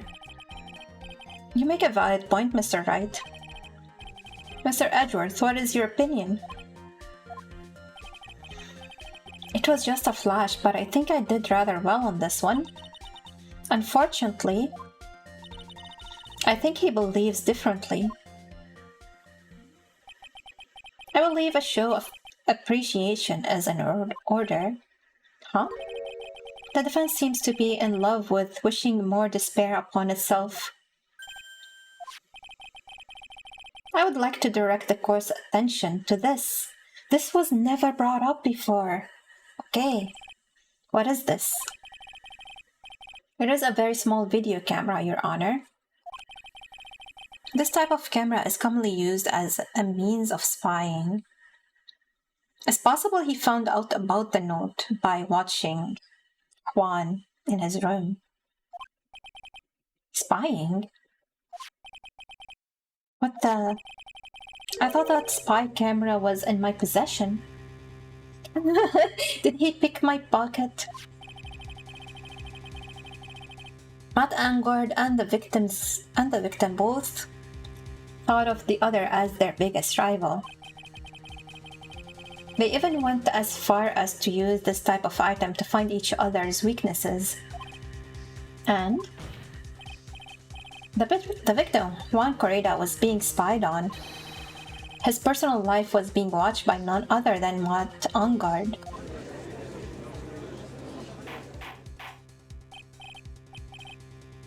Mr. Wright? Yes, Your Honor? You don't tell me you knew about your client's spying activities. Well, sort of. Sort of is not an acceptable answer, Mr. Wright. I see you are confused, Mr. Wright. You're probably thinking, but I have the camera that was in the stuffed bear's eye. Must be a different one. He must have multiple cameras, so he definitely knew about the figurine having the note. He might have even seen it being stuffed in there. But this camera that I have is not that same one. Last night I searched the victim's house on a hunch, using this Gumshoe's Bug Sweeper. By the way, Mr. Wright, the defendant's fingerprints were found on this camera. Matt Angard's fingerprints were on there? Well, Phoenix, looks like those cameras were hidden all over the place, huh? What am I supposed to say to that evidence? I think this is the end. It's fairly obvious that Mr. Angard learned of the suicide note through this. He was watching the victim all along. He got me good this time. I don't have anything to counter that. No leave. What's up? Hi. Welcome. How are you? My name is Johanna. You can call me Jay. I'm a newbie gamer and a newbie artist. Have you ever played this game? He got me good this time. I don't have anything to counter that. Hey, now, what's with that lawyer? Mommy, is that man a bad killer guy? Stop, don't look at him. The way he's sweating is just so nasty. Phoenix. Wait, I missed one of these. What's that lawyer thinking? Oh. Edgeworth, one of the best antagonists. I believe you. I agree with you. He is the best. I'm fine, thank you. Yes, played it. So good. It is, yes. Welcome to the spoiler zone. No. There are no spoilers. Phoenix. Yes, Chief? Have you figured out what you're going to do next yet? What I'm going to do next? Is she telling me? Wait, no. She's telling me I should find a way around this, but I was like, oh, is she telling me my career is over? Does running away like a frightened child work? I know it seems like Mr. Edgeworth is very close to putting the lid on this case. But in his eagerness to prove his point, he forgot one very important thing. Well, what is it, Mia? There is a piece of evidence that he really should investigate. Something he should investigate. I would really hate to see the good prosecutor get scolded for not remembering to look into the item when he had the chance. Why are you speaking in riddles all of a sudden? Alright, I think this time we have finally understand everything. Something that Edgeworth had a chance to investigate and didn't.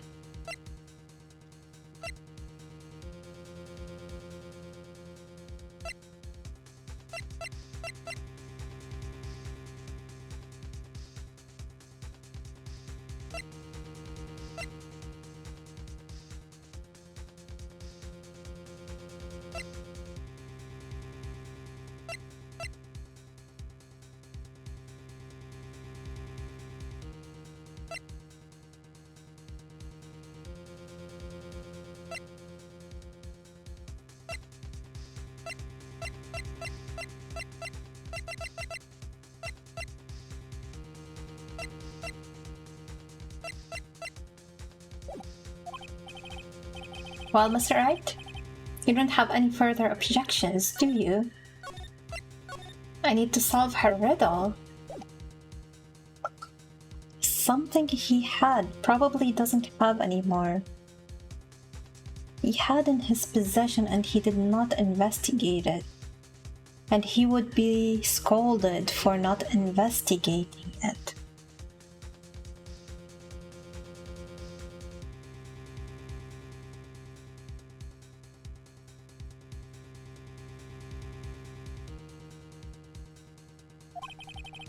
What is this piece of evidence that Mia's talking about? Can I figure out what it is that still needs to be looked at, or should I let it go?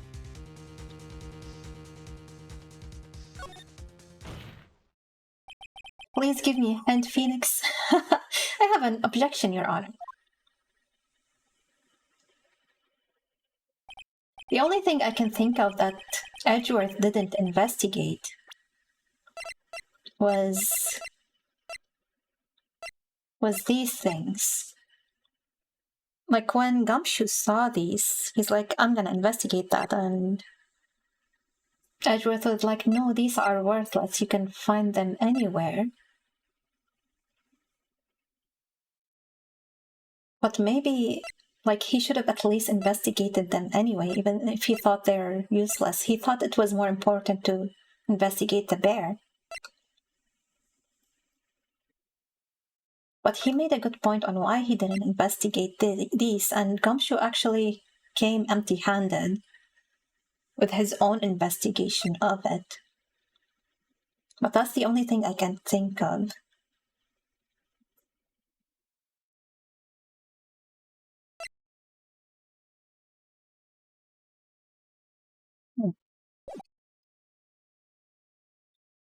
That was about the weakest objection I've ever heard, Mr. Wright. Your Honor, the defense has no intention of letting this go so easily. You are beginning to sound desperate. That's just your imagination, Your Honor. Mr. Edgeworth, this is not like you at all. In your eagerness to prove your point, you've forgotten one very important thing. Hey, isn't that what I just said? So you're telling me that I forgot something? You're so close, Mr. Edgeworth. Let's save. But there's something you really should examine about this piece of evidence. Oh no.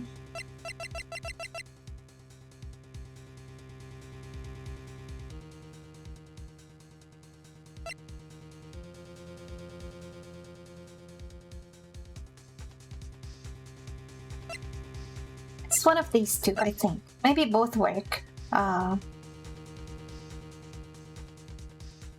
Let's try the camera. We're going camera for camera. Well, Mr. Edgeworth, I don't think it worked. It didn't stop the music. Yes, I do believe some special examination is needed. But I think the item that should be examined is the defense's gray matter. No! I missed. Mr. Wright, after this trial, I would like to see you in my chambers. He's gonna scold me. I think there are a few things we need to discuss. Yes, Your Honor. You're going to speak, at least if you're going to speak, at least use your brain to make something intelligible. You're telling me I forgot something. Okay, I think it's gonna be a game over if it's not the transmitter. And if it's not the transmitter, I really need to think about everything I have in here. Didn't work. It didn't work. It's okay. Since we did get a game over, I want to see if the game does tell us that Maya actually died or anything. And can just reload and think about this a little bit harder. That's enough. This court sees no reason to further prolong the trial. Nor is there any need for more time to decide the case against the defendant. This case is extremely clear. I see no room for a misinterpretation of the facts. Yes, I do believe some special examination is needed of Jay's investigative skills. Where's your conclusive evidence? I need some more time to think. This court finds the defendant, Matt Ongard, guilty. They better not just kick me to the main menu without telling me what happened to Maya. The accused will surrender to the court immediately, to be held pending trial at a higher court within a month from today's date. That is all. This court is adjourned. No, they're just gonna kick me. Oh, damn it. Okay. Let's continue. Wait, higher court? Huh? Yeah, I don't know why it needs to go to a higher court.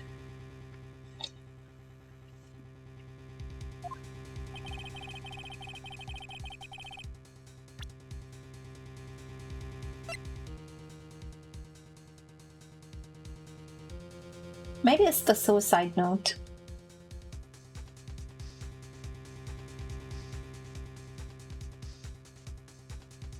Maybe we need to pull some fingerprints on it. What if it's a fake suicide note?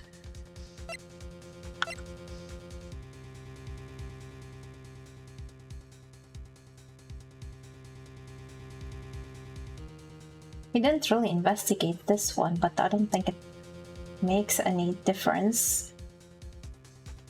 Thought the courts were so backed up that they did these 1 to 3 speed trials for murders. Or did they assume Wright would take it to a higher court? Maybe.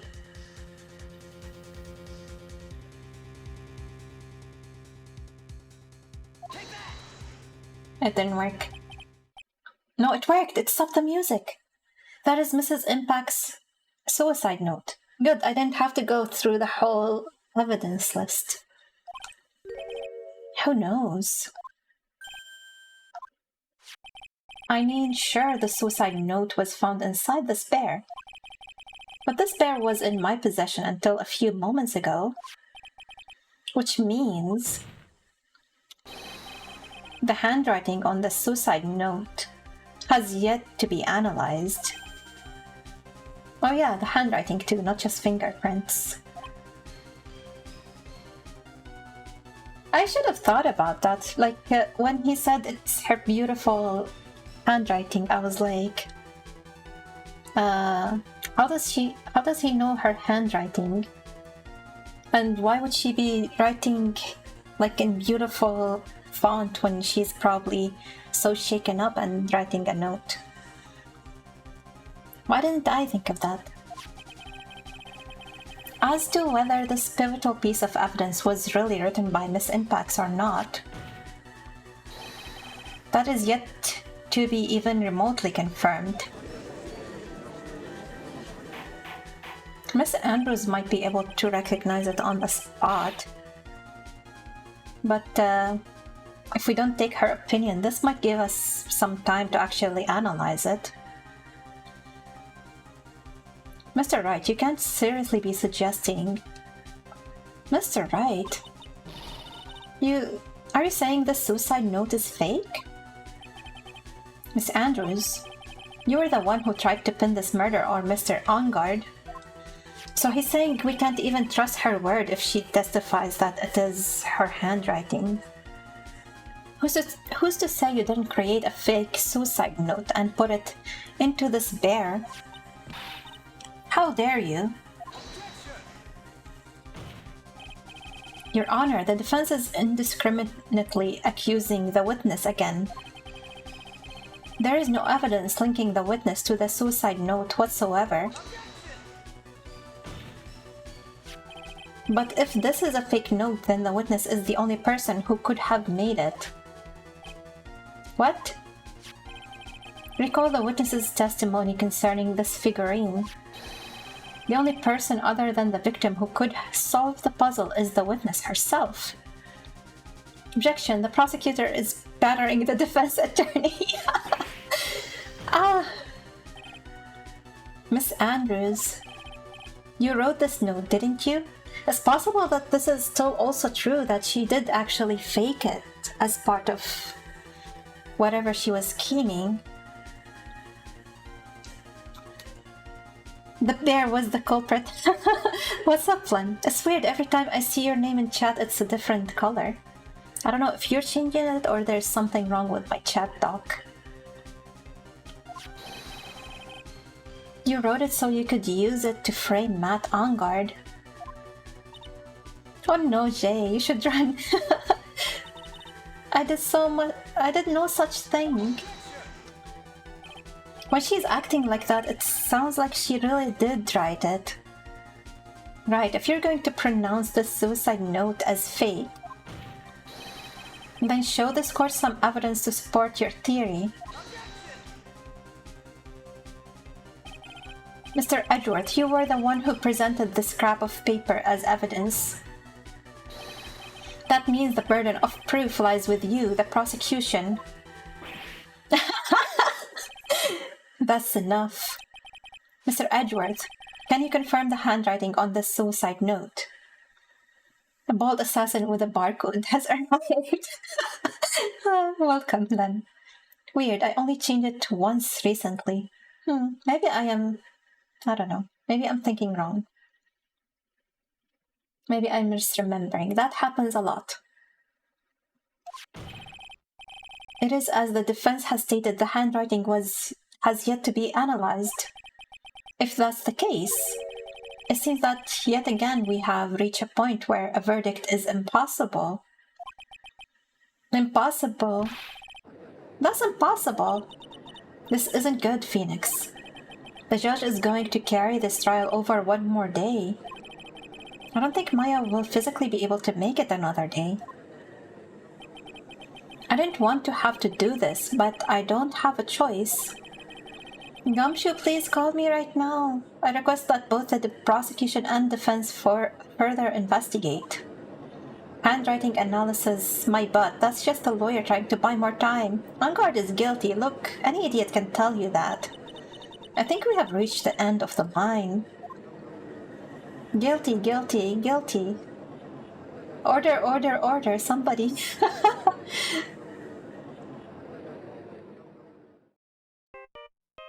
Now he calls. He calls! What is that sound? It's Gumshoe. If you excuse me, please, Judge, I need to take this.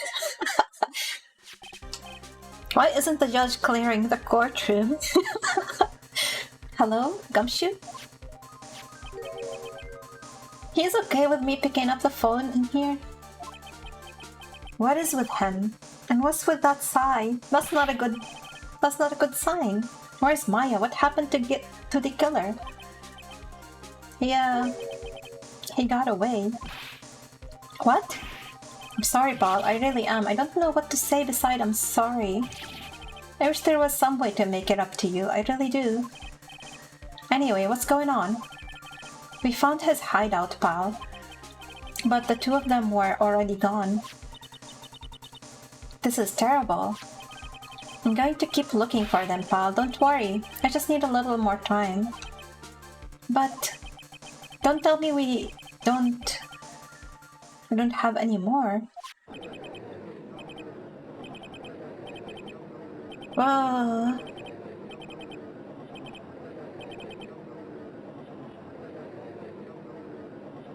we just need to find her before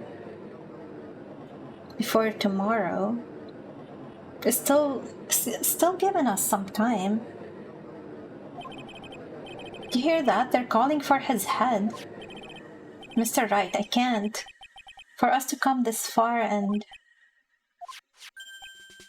Oh. What is it? Let me talk to Mr. Edgeworth. I can't do that. Guilty, guilty, guilty. Mr. Wright, would you please get a hold of yourself? Yes, Your Honor. I'm about to end today's proceedings. You may take your phone calls after. Hold on, Your Honor. Edgeworth, catch! Oh my god! Mr. Edgeworth? Please, you've got to buy us some more time. Court is in session. He hung up on him. I'm sorry, Your Honor. You were saying... Mr. Wright, this is a court of law. I'm sorry, Your Honor, but... I'm reluctant to do this, however. It appears that I have no choice but to suspend proceedings until tomorrow. This time I really can't do anything. Court is now adjourned for the day.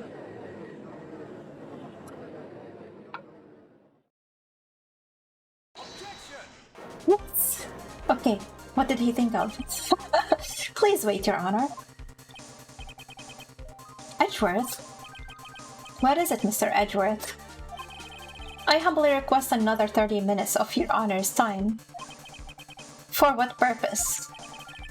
We can perform the necessary tests on this piece of evidence in that time. But can you really obtain your results in 30 minutes? I believe we can, Your Honor. But wouldn't it be better if we adjourn for today and then reconvene tomorrow? 30 minutes, please, Your Honor. That's all I'm asking for. Please, Your Honor. Okay, time for a lunch break, I guess. Very well. At the prosecution's request, this court will now take a 30-minute recess. But be advised that I will not allow another recess today. I'm not sure if this is helping or hurting us. The court will now take its final recess of the day. Okay, Gumshoe. Go get him. March 23rd, 2:04 p.m. District Court, Defendant Lobby Number 3. Right, well, what's going on with Maya's situation? The killer, it looks like he got away again. 30 minutes. We can't find her in that time. Okay. Report. He still has my phone. Is that Mr. Edgeworth? We don't have time, just spit it out. Right. Looks like we just missed them, sir. But the killer left a few things behind by accident in his rush to get away. A few things? Can we use any of them as evidence? I thought you would ask, pal. I've got the things he left with me right now and I'm on my way over. Really? That's odd. Any items like that are usually sent to the crime lab first. We don't have time to wait for those guys, sir. Those guys weren't looking. I swiped the stuff and you're... Okay. What? Well, I'm not a detective anymore, so I had to. Oh my god, so they're making him work on the case without paying him? I'm really sorry, sir, but I've got to put the law on hold for now. Sounds bad. I hope he doesn't get in too much trouble for this. I'm gonna defend Gumshoe, right? With my hunk of junk car, I would say I'll be there in about 20 minutes, sir. We only have 10 minutes to think about what this evidence means. Don't worry, I'll be there. Wait for me. Alright, just get here in one piece. I'm on a mission and no one can stop me now, sir. No one. I'm pulling out all the stops and running every red light. Oh no. Items left by the murderer, huh? Maybe there's something among them that will be decisive enough to end this. What? Did he crash into the courtroom? It hasn't been 20 minutes. Hey, what's wrong? Detective Gumshoe, answer me. Oh, he crashed. He crashed. No. This is bad. No one can stop me. Uh-oh. Uh-oh, this is bad. We don't even have our stolen evidence. What happened? It sounded like he had an accident. I'm guessing his cell phone broke as well. What was he thinking? We've got to hurry and call for help. But we have no idea where he is. His cell phone is broken and he wasn't driving a patrol car, so no radio either. Also, if we don't get to those items before they do, the police will take possession of them. No, we can't let that happen. Phoenix doesn't even know how to drive. He doesn't have a car. Edgeworth, can we use your sporty, speedy car? Well, if there is a way we can find out where he is, then we stand a chance.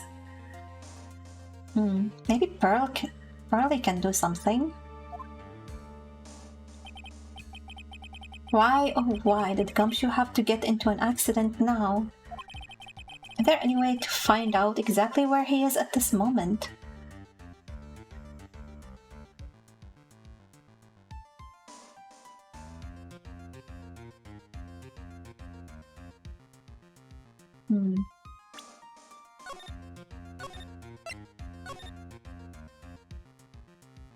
He's the expert on these spy electronics, right?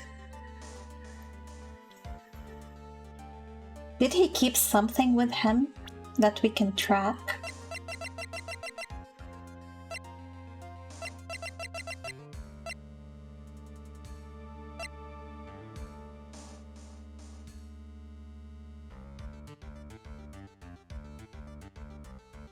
Or maybe whatever he found is where the signal is going. No, the signal is going to Ongar's mansion.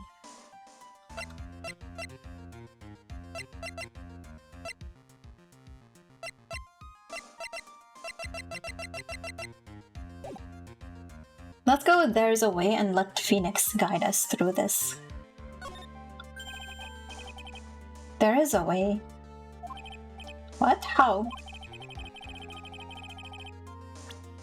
Oh my god, he's not gonna guide us.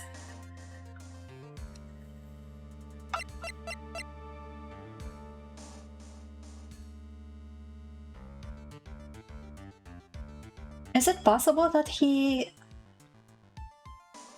left this?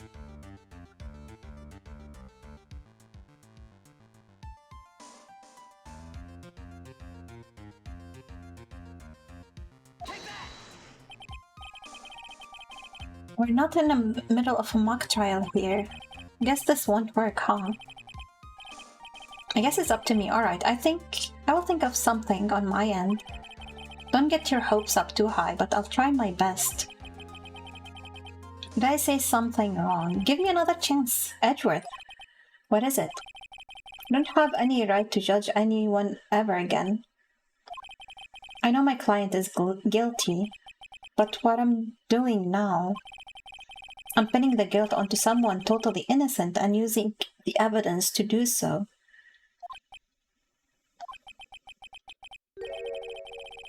It might be my turn to say, Defense Attorney Phoenix Wright chooses death. Right. It doesn't suit someone like you to cry useless tears. Whether you did your job well or not, that can only be seen after the verdict has been decided. The verdict? Is Prosecutor Edgeworth here?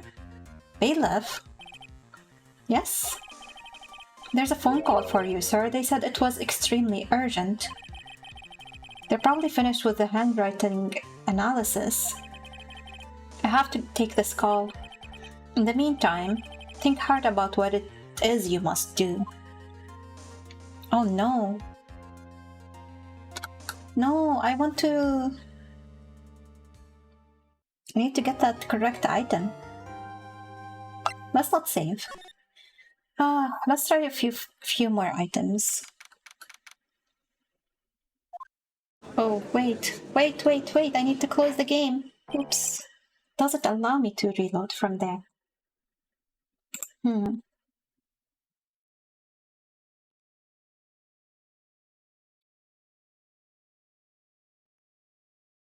What can we use to track Gumshoe? Maybe it doesn't matter who gets the correct answer. Like, Edgeworth can just find out. And he takes the credit for it, which is fine, I guess.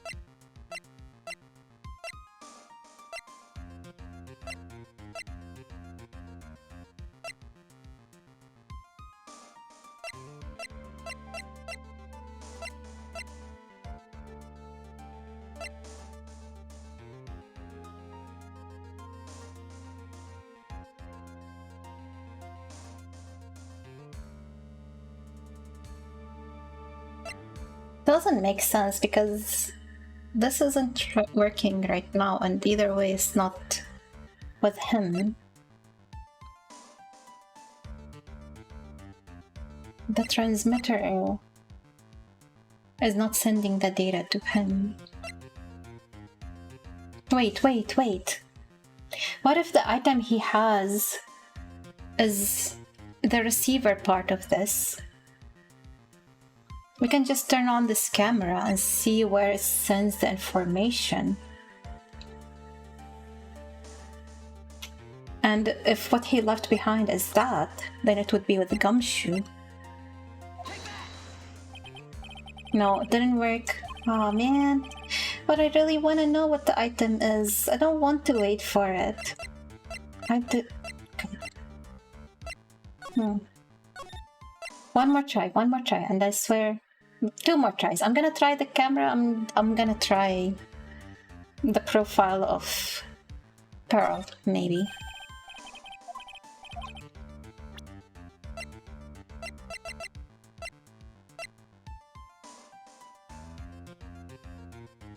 What happens after the 2 tries? I accept defeat and let let Edgeworth take the spotlight by figuring it out himself, because he said he can do it. Okay, didn't work. Oh wait, I should be reloading right now.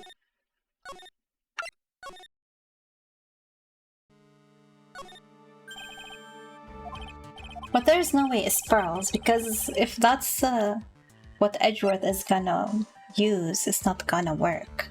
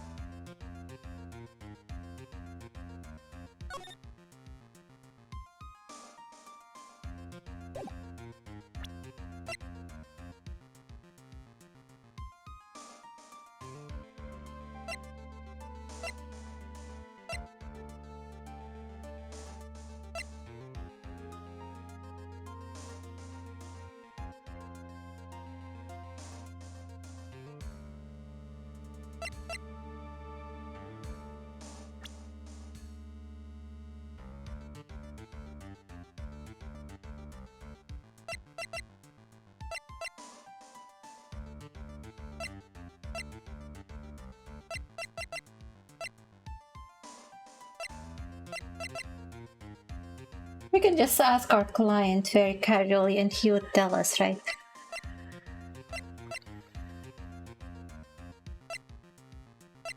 Damn it.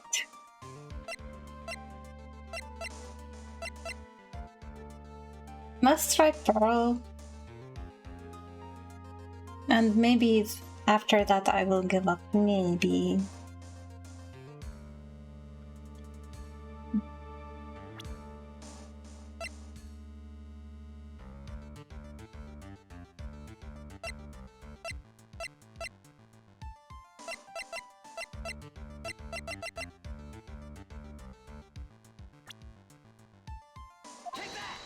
Didn't work.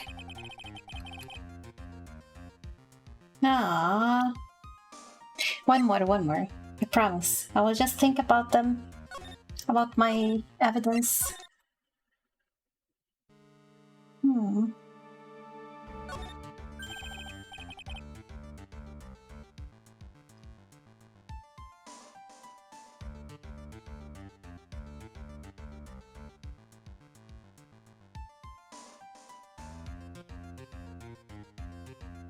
I don't see the history anymore.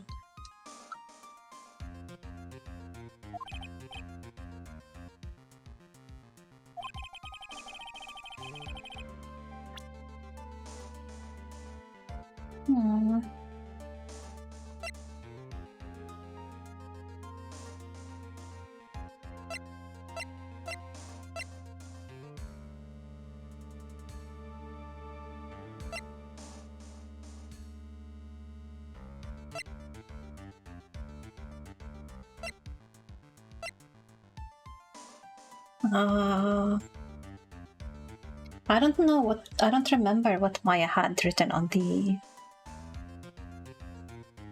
back of this. But I don't think there was any clue as to where they might be going or where they came from.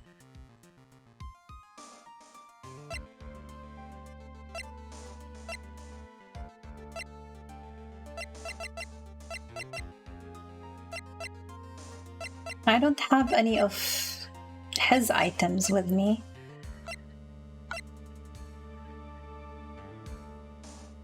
With murder, Edgeworth. That's what the back says clearly. Can I bother you, Flanny, to open your guide and give me a hint? I'm desperate.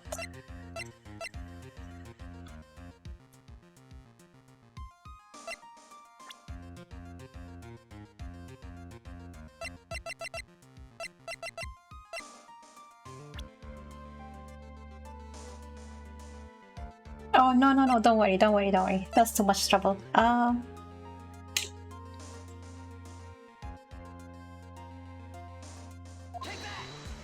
Let's just concede. He will concede. He will find him. He deserved that spotlight where it's just a trash defense attorney with no morals. You found it? Okay, you were quick. Okay. Francisca? Why her?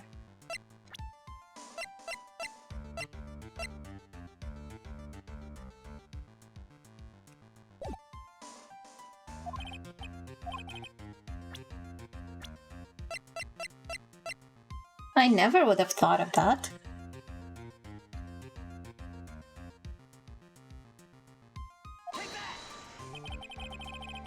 Why are you bringing up Francisca at a time like this? Yeah, why am I bringing her up? I see. I'll try to get in contact with her. The chances are slim, but she's all we have. No, they didn't explain. Damn it. Okay. That's fine, we will wait anyway. Francisca, would she even want to help us?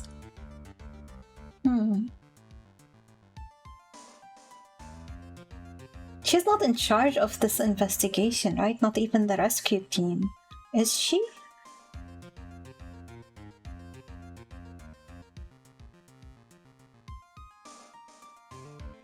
But if she is, then she probably knows that he stole the stuff. And she would know that he's on his route to the courtroom, and she knows where he started, so she could know his path over here. Edward, what is it? Okay, we've read this before. We can just save.